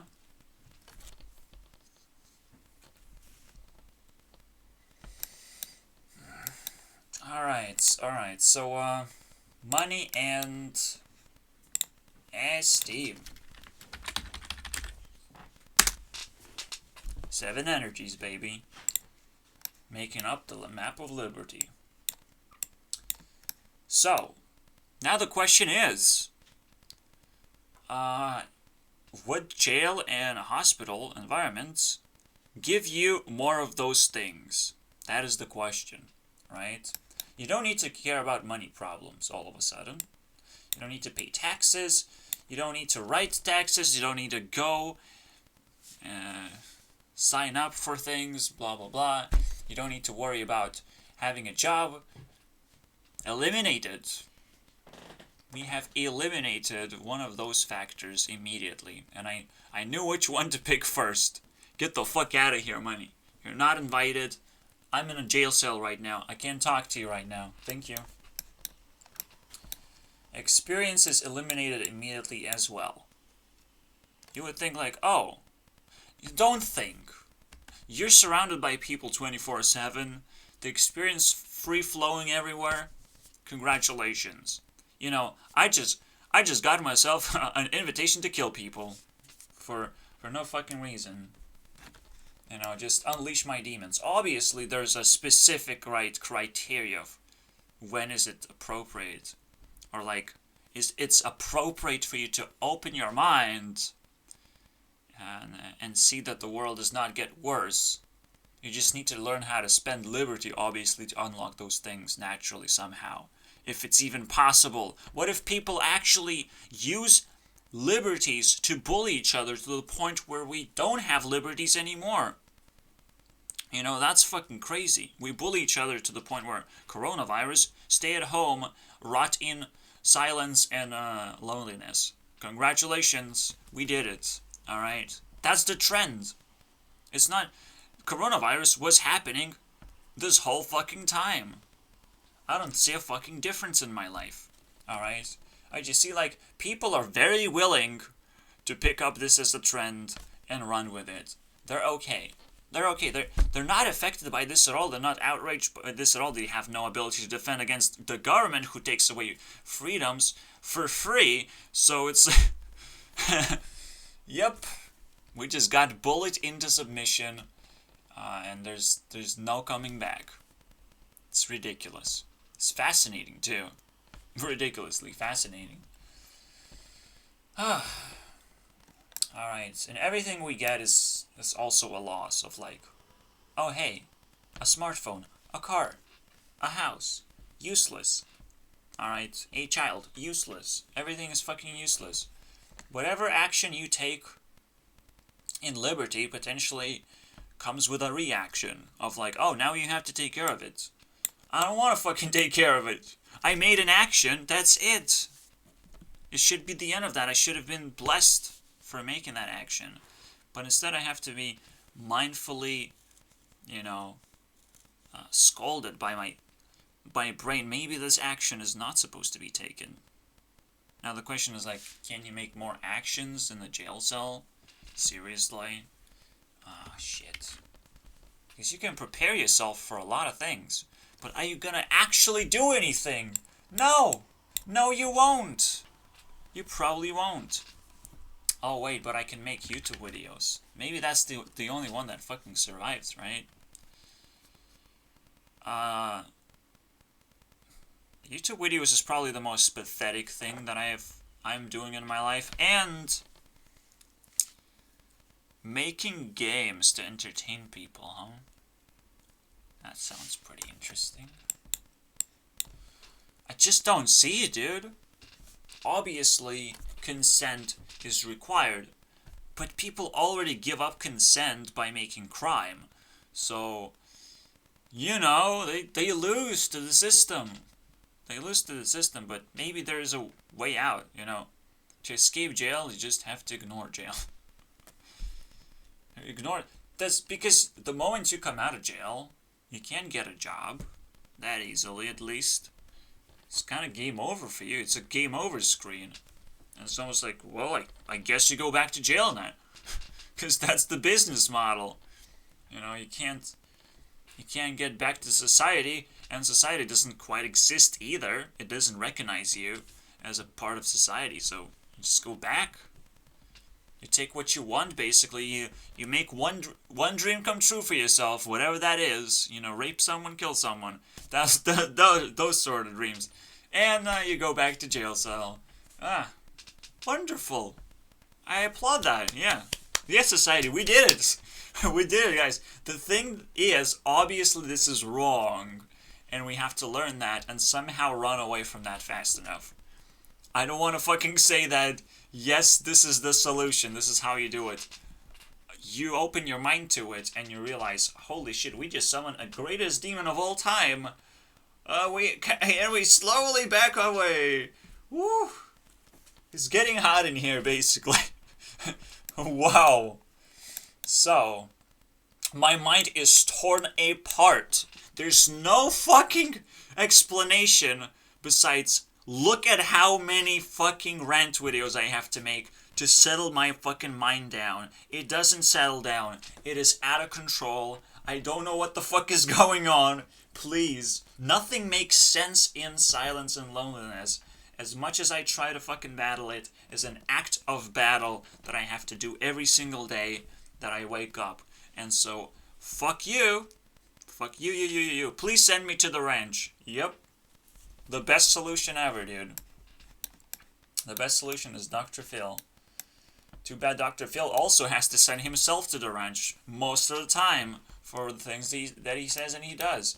I don't think I respect him that much. But hey, we'll get to that. We'll get to respect too eventually. Oh boy. Ay ay ay. 3 left. You think you're free, boys? See, the thing is, I never felt freedom, so, you know. These are 3 things left that you can laugh your ass off because they're social things. Alright? And potentially you can actually already spawned, basically. Shut the fuck up. Shut the fuck up. Spawned. Spawned. You know what's in the middle, right? Money goes in the middle. Because it's kind of a social currency, kind of not social currency. Experience could be going in the middle instead, but I'll just use money. No, money is like ownership in a way. Money is like raw ownership. I think it goes actually in the most in this thing here. So it's actually spawned. All right. I think XP goes here. All right. Just like that. Work, experience, sounds about right. Action, and then mind, or perception rather, in this case. But I'll give it a mind thing. I don't know, something like that. It's hard to actually implement this stuff. But then on one side you have raw ownership of things, action and perception, experience in the middle, and then you have Ned.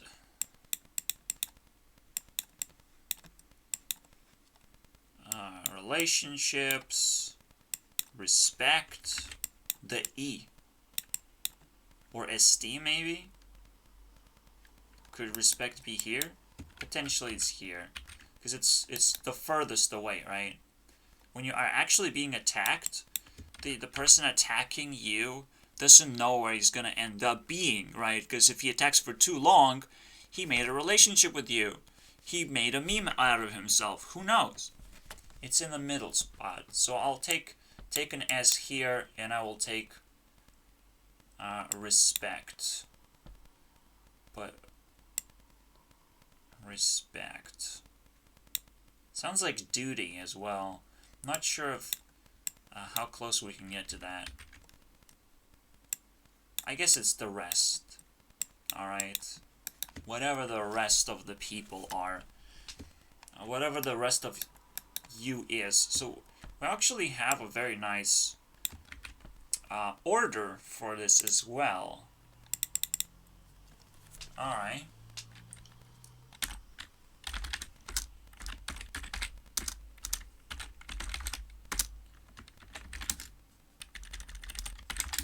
In order.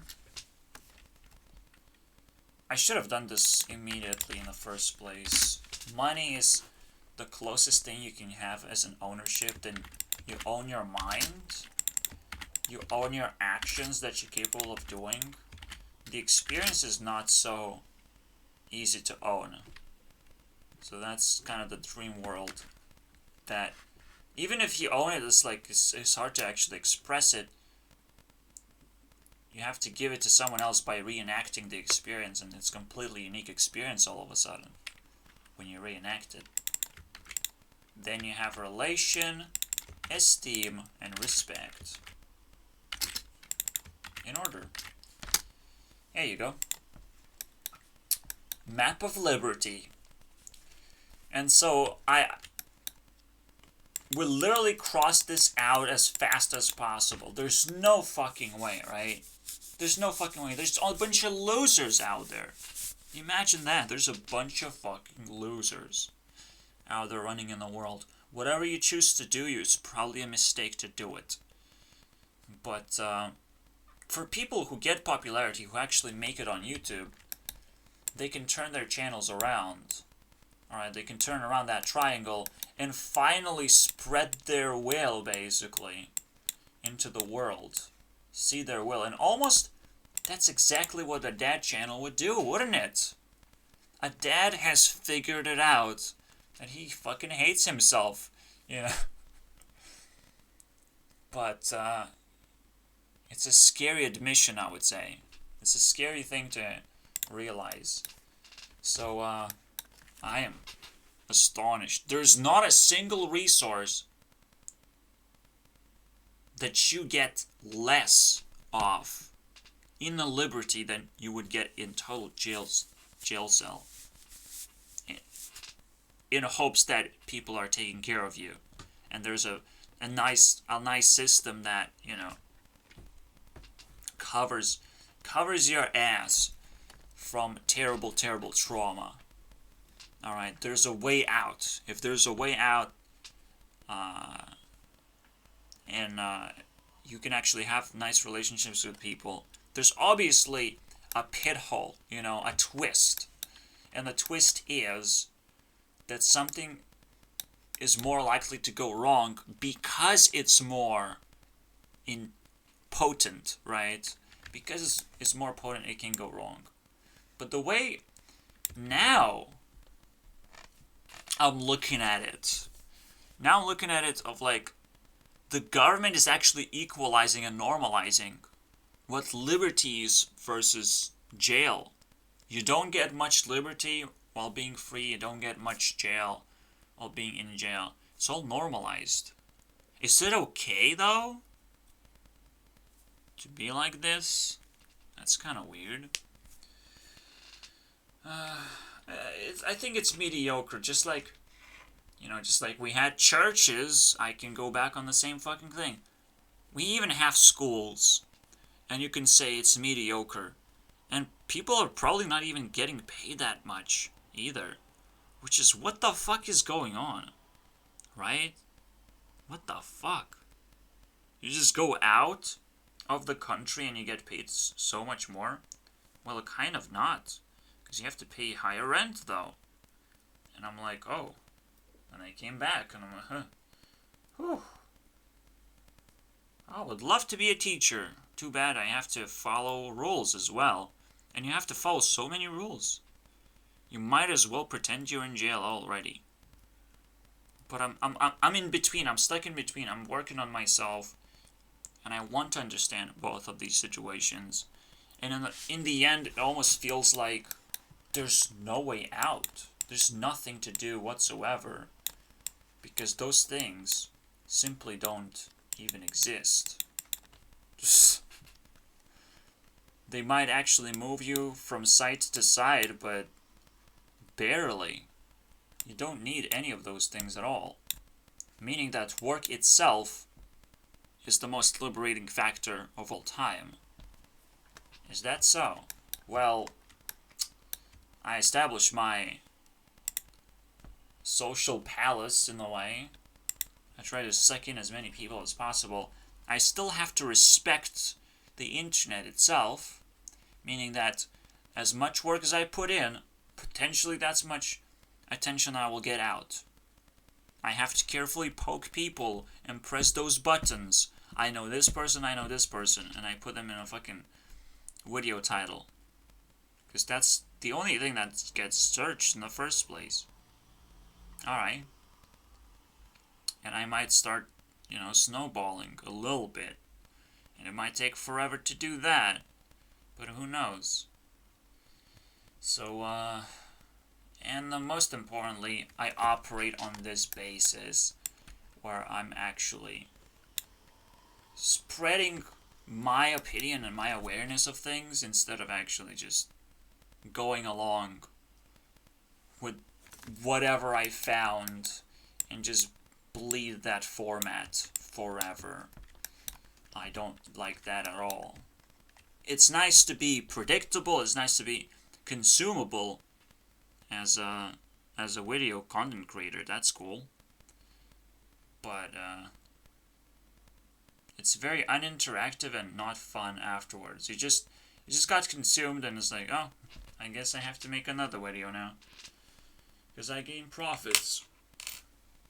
I really hope you can buy the rest of the stuff with just money, if that's all you're earning.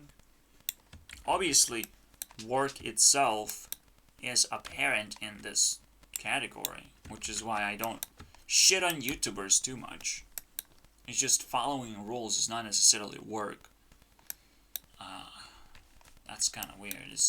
You provide to society, but it's another jail cell of its own. Total liberty. What are you gonna spend your money again on? Huh? And every single rich person is just the most offensive thing ever out there, running around. They will never get anything. They have to buy it, and money doesn't buy real things, okay?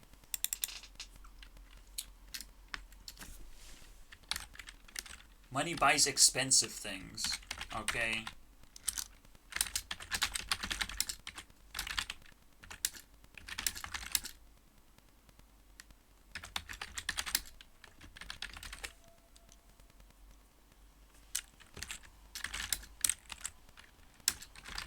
Than cheap counterparts. Alright. You know, what counts as real and what counts as useful? If you get a cheap thing and it fills up your satisfaction, even if it doesn't fucking work. Alright? Fucking cardboard instead of a computer. Cardboard. And you would think it doesn't fucking work. What if it fucking works? What if your stupid cardboard actually works?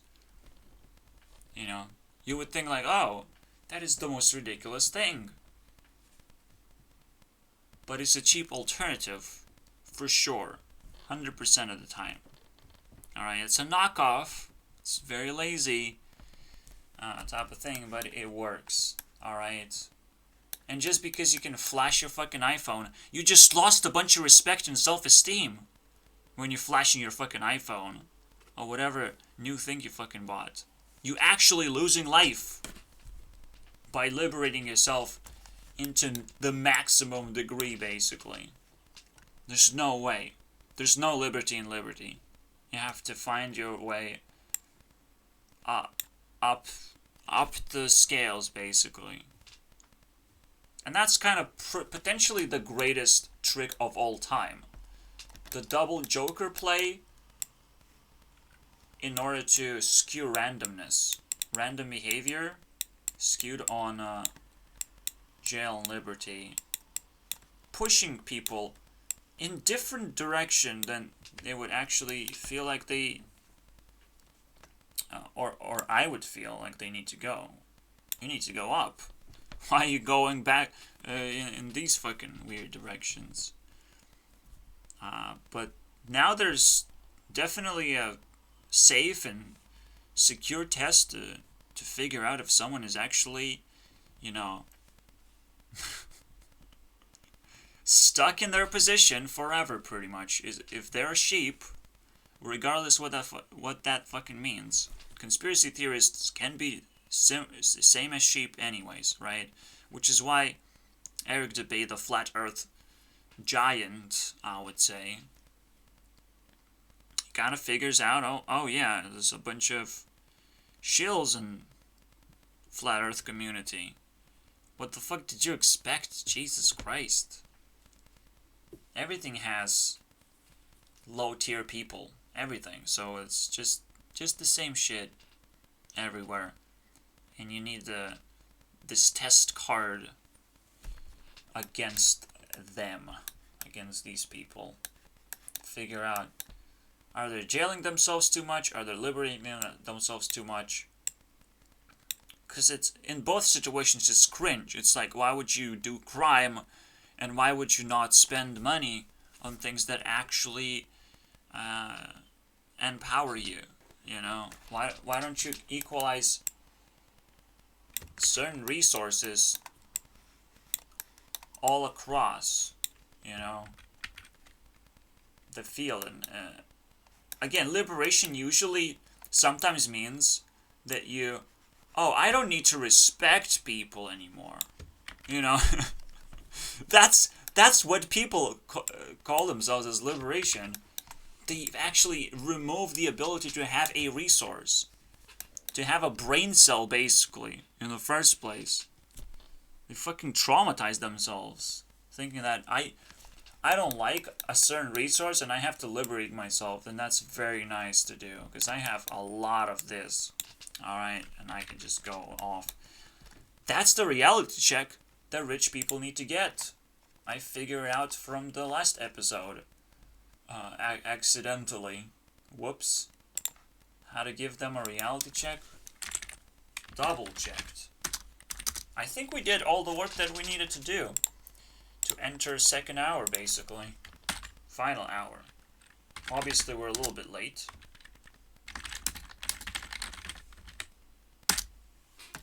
Let's figure it out. If you do enough work, you're gonna get yourself in that position where it just works. I think it happened. For me, it happened a little bit in a difficult format to handle, I would say. But I can put it together as my story and build my self-esteem back up, even if something is missing.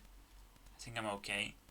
And what I'm referring to is, like, I had RuneScape experience, and I'm still associated with this fucking... I just have it, okay?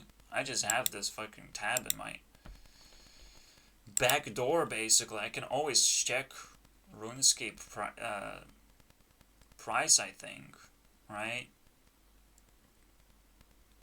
What is it? Sell at 6. And they double up the price.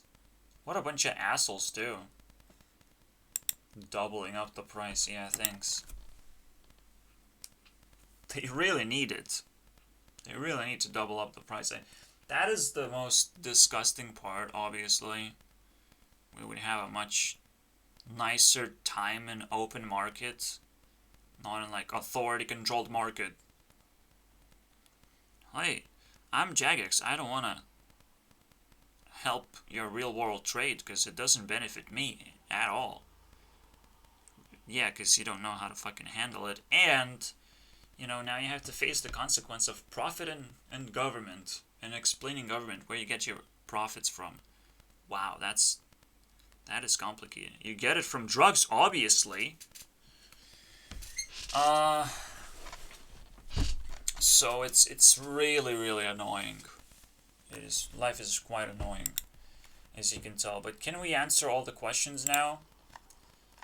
Have we liberated to answer all these questions and talk about Belle Delphine as well? Essentially. Yikes. I want to liberate myself from all the bullshit I have to do. I have to bounce off, basically. If I do a little bit of a little bit of work here, if I smash my head into it, which is, like, ridiculously annoying already. I don't think there is a better way to render anything anymore. There's just something I'm screwing up about the size of the array I'm using or something. I can potentially use the array, shrink it immediately. Something. Keep track of... yeah, I'll keep track. Look at this thing, right? So I have 128 by 128, and all I have to do, or I just have 1 million objects. Alright, and they go into different slots, and they have their ID, basically. And then I kind of combine their ID carefully. But that's just, like, lame. No, I don't think that's lame. No! How about I just give the object its ID, no, that's not gonna happen, because one object can go into multiple places. What do I do now?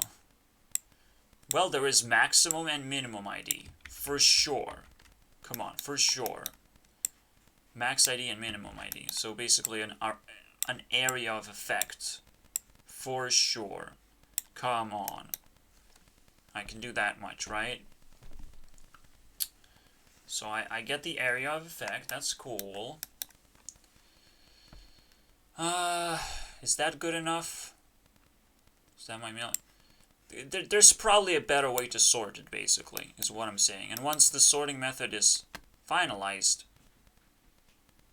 I can keep it at 2, and I can still have my grass block render or my grass rendering on top of another block just fine.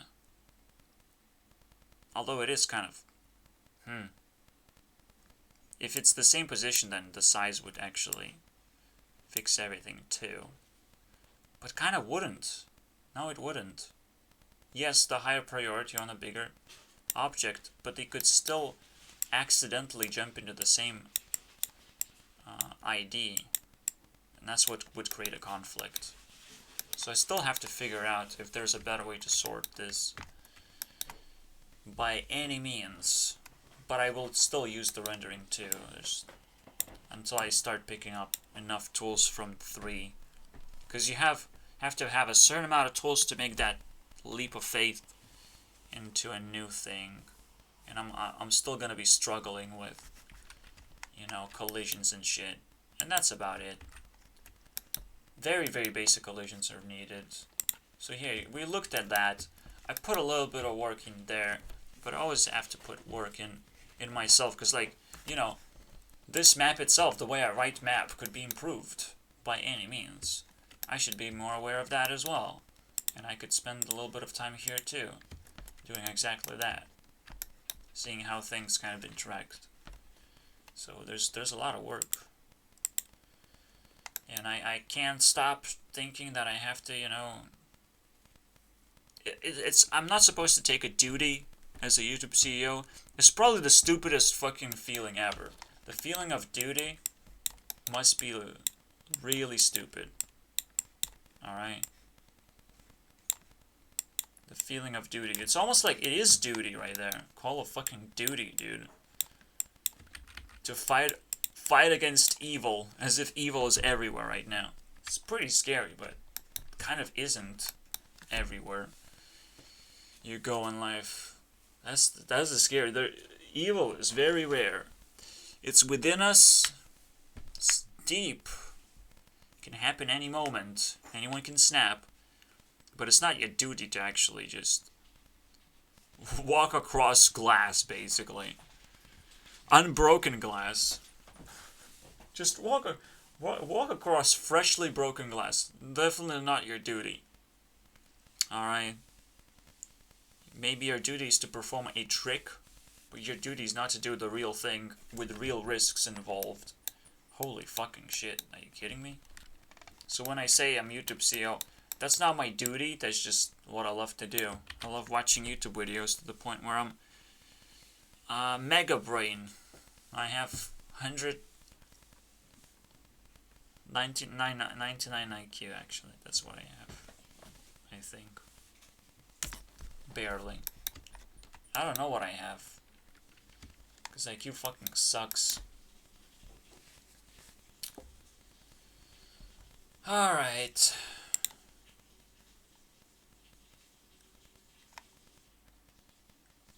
Yeah, why isn't IQ just from 0% to 100%? Why it has to go to 100? IQ itself is fucking stupid. To 200 max. At least just go from 0 to 100. Then I fucking understand. If I'm at 50%, then I was like, in the middle. But then it's like, what the fuck? Is this some kind of multiplier? What's going on? It's 100% multiplier. I am normal. Wow. I don't bring people down and I don't bring people up. I'm normal if I'm 100%. If I'm 110, you obviously have to power it up with something as well. Because 110 is like, I'm smarter than 10% of population. No? 60? 55? 55, I think. I think it's 55%. What? I don't know, man. Even IQ sounds fucking stupid. Give me a life, dude.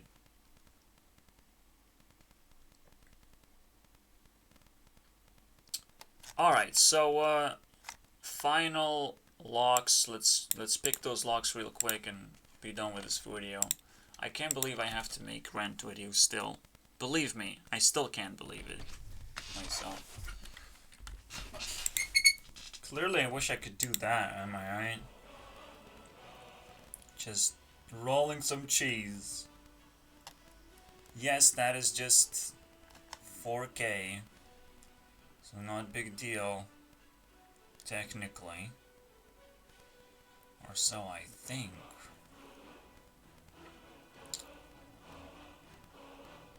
Wow, it doesn't... Maybe it doesn't have perfect physics. And perfect FPS too.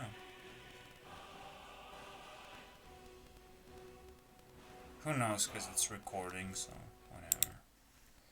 What else do we have? 2.5 delivery cheese. Okay, that's nice. Any more cheese wheels?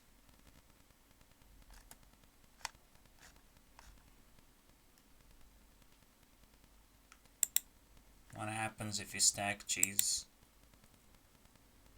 It does lag immediately. Alright, that's good. It's good we're on the right track basically. Cheese explosion. Ah, this one lags too, doesn't it? That is a lot of cheese though. Oh my god.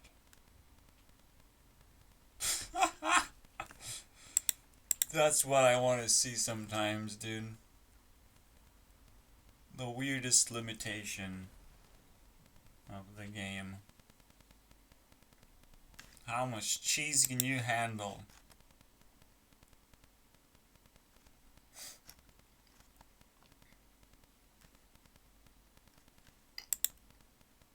One more, guys. How much cheese can your game handle? Oh, if you speed it up, then of course it works. It's completely fine. Alright, that's about all I can handle, dude.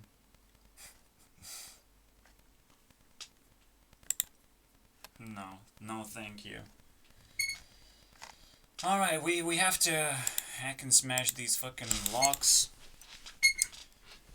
Pretty fair. People who aren't fair won't get much in life anyways. It's just one of those statements that kind of haunted me a little bit. You know, I'm thinking, well, life is not fair. But wait, if you're not fair in life, then you're gonna have less life and eventually it will end. It's just kind of how it works. You have to be fair with the life you have. Yourself. Not life has to be fair to you. You have to be fair to life.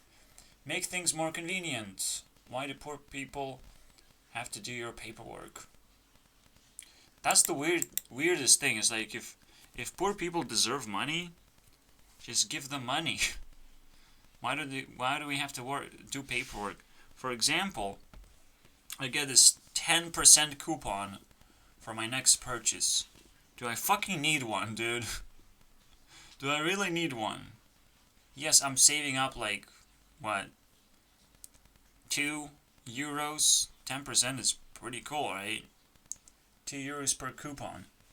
Well, handling a coupon, printing out a coupon, caring about a coupon, making up a coupon, not throwing it into trash, as where they normally go, pretending that this coupon is supposed to mean something and not be a demon, and not be a little bit more paperwork that kind of doesn't pay for itself whatsoever.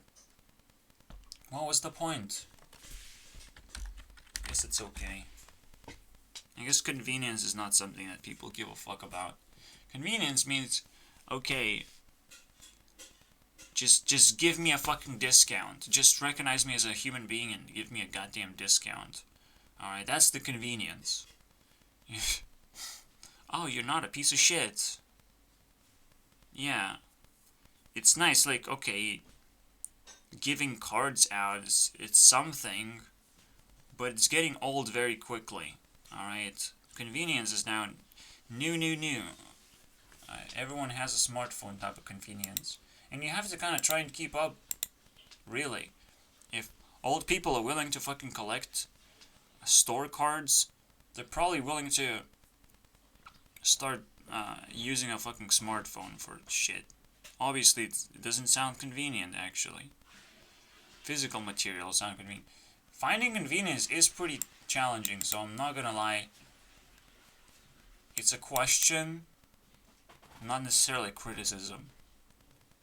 But one thing, I can't complain, honestly. I can't complain too much.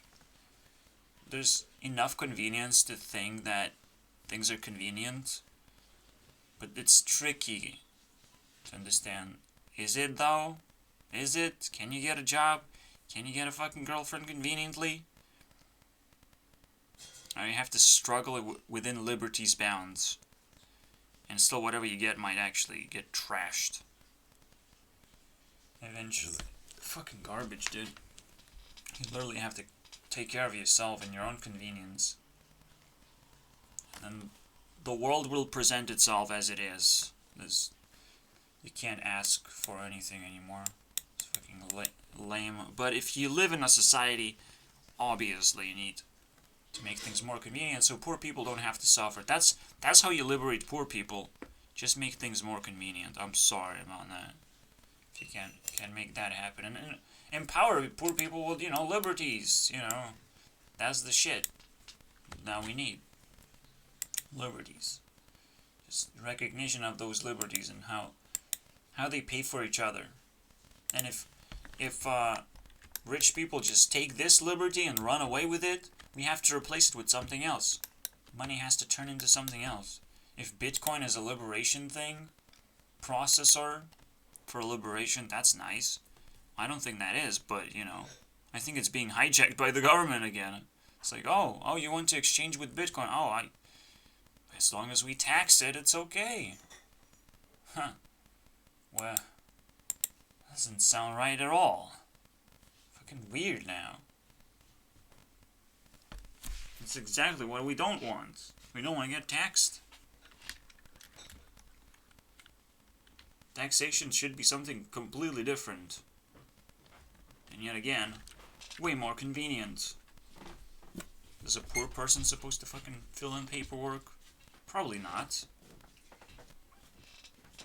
But you can immediately get into that level where you are being taxed a lot of things. And you have to take care of that shit. And I can't fucking wrap my head around this. This is ridiculous. Glad I don't have brothers and sisters, let alone friends. Oh man. Explain that to your fucking relatives. What paperwork is. I don't know what paperwork is, dude. It's not convenience. By any means.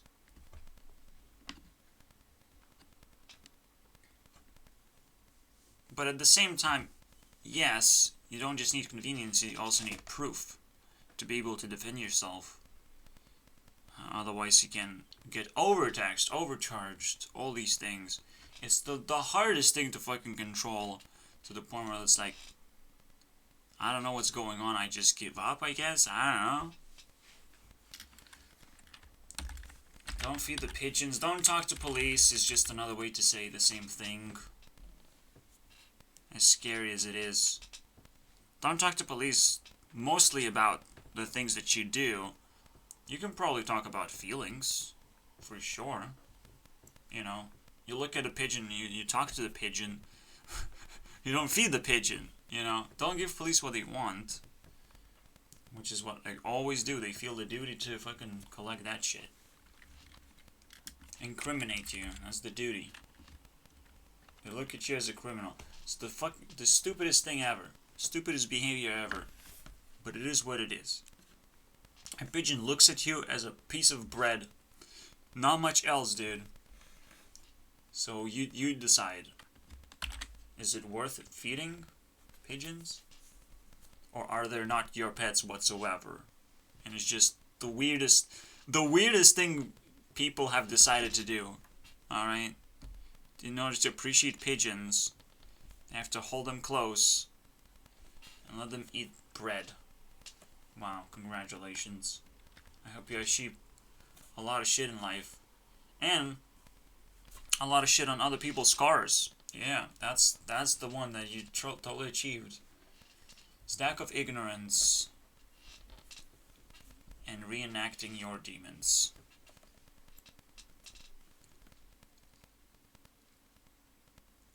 I'm sure ignorance does stack too, as well as every single bad behavior. Well, people don't like being ignored, so they also probably create demons. Now we kind of say it is inside. The evil is within you. You can turn into a demon whenever you want, and you reenact it. And it's the most liberating thing if someone actually respects you, and you can act out your demons, right? Well, you don't have to if someone respects you, or if someone has a relationship with you. You don't need to.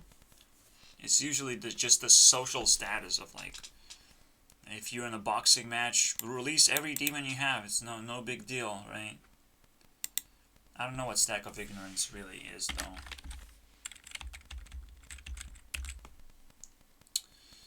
I thought I could understand Trump supporters,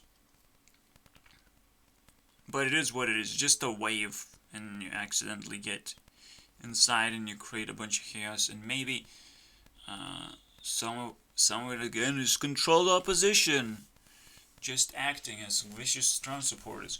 Who the fuck knows anymore?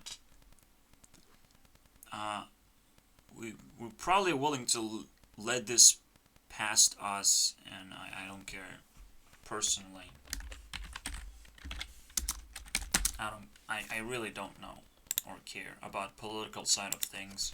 I think it's almost like feeding the pigeons again. Because it's like, oh, we really care about the election, though. And the process of election. And the process of actually praising Trump as a loser. In whatever means that was happening. Because we cannot accept it. You know, and we totally... I don't know. Who knows how people felt? Because it's all manipulated. It's all manufactured. Because people are fucking empty as hell. That's the only thing that I understand. But I can't say that I understand them as, like, for what they did. You cannot understand emptiness. You can acknowledge it, but you can't understand emptiness. Because emptiness can turn into anything at any point. Right? You have to understand the source instead. And finding the source is not that easy. In a way, yes, Trump can be inspiring to empty people. Maybe I was a little bit empty myself. Maybe we needed some memes. We always kind of get ourselves cornered by emptiness. It's like you have to feed yourself this trend. And at the same time, it's okay reacting to things that empty people do. The sheep, the empty people, that's what it is. Apology video. You have to make apology video until it works, until it sticks. Keep making those apology videos. Alright? That's the way to go, basically. I hope you like it. I think we managed to plot through the last two. I bumped into another YouTube channel. There's some YouTube channels that are very uncomfortable to watch. They're somewhat informative. But again, they're video essays most of the time. And this is a rant video. This is a different format. Okay, I'm not just reading a script and spitting out facts. This is way deeper experience than what you're predetermined to care about. And you know that your format sticks because you're gonna put a bunch of editing tools into it to make it work. And I will never, ever, ever appreciate it. hack yourself into a hole. Just a weird way of saying it, by any means. It's almost like it is hacking the system to pay attention to you. It's like I have very important things to say. Look at how much effort I put into it. I put effort too. It's not the effort that matters. It's convenience that matters, apparently. Oh shit. Uh-oh. But who cares? I'm a poor person, so I'm convenient by default. Alright, to other poor people. Alright, I'm a liberator. I'm telling more of what they should be doing and how they should be doing things, instead of actually paying attention to me, of exactly what I do. So, for poor people, it's completely fine. I am very, very convenient for them. Don't worry about that. More God, less life matrix. This is gonna be the star, maybe? And we're gonna finish it off with this one. Alright, so the question is, if you get closer to God, do you get less life? But then it's like this is totally so not true. I don't even know what kind of fucking feeling I had. Sick feeling. Well, you have more superpowers and you have less life? Well, no, you just have to have an eyeball over here. And look at yourself in here. Alright? Have to establish a very good eyeball up in tier 1. Or down in tier 1. A loving eyeball. Alright? Someone that understands and cares. And as far as you get, as far as you're capable of stretching yourself, it will matter way more. And exponentially more. And that's how much life you're capable of reaching. Because your life changes tremendously, and the things that you do change tremendously, and you have to still have the baby perspective. And if you're missing a baby perspective, you might feel an urge to make a baby and create that eyeball by force. And then you realize, oh, God wanted this whole thing.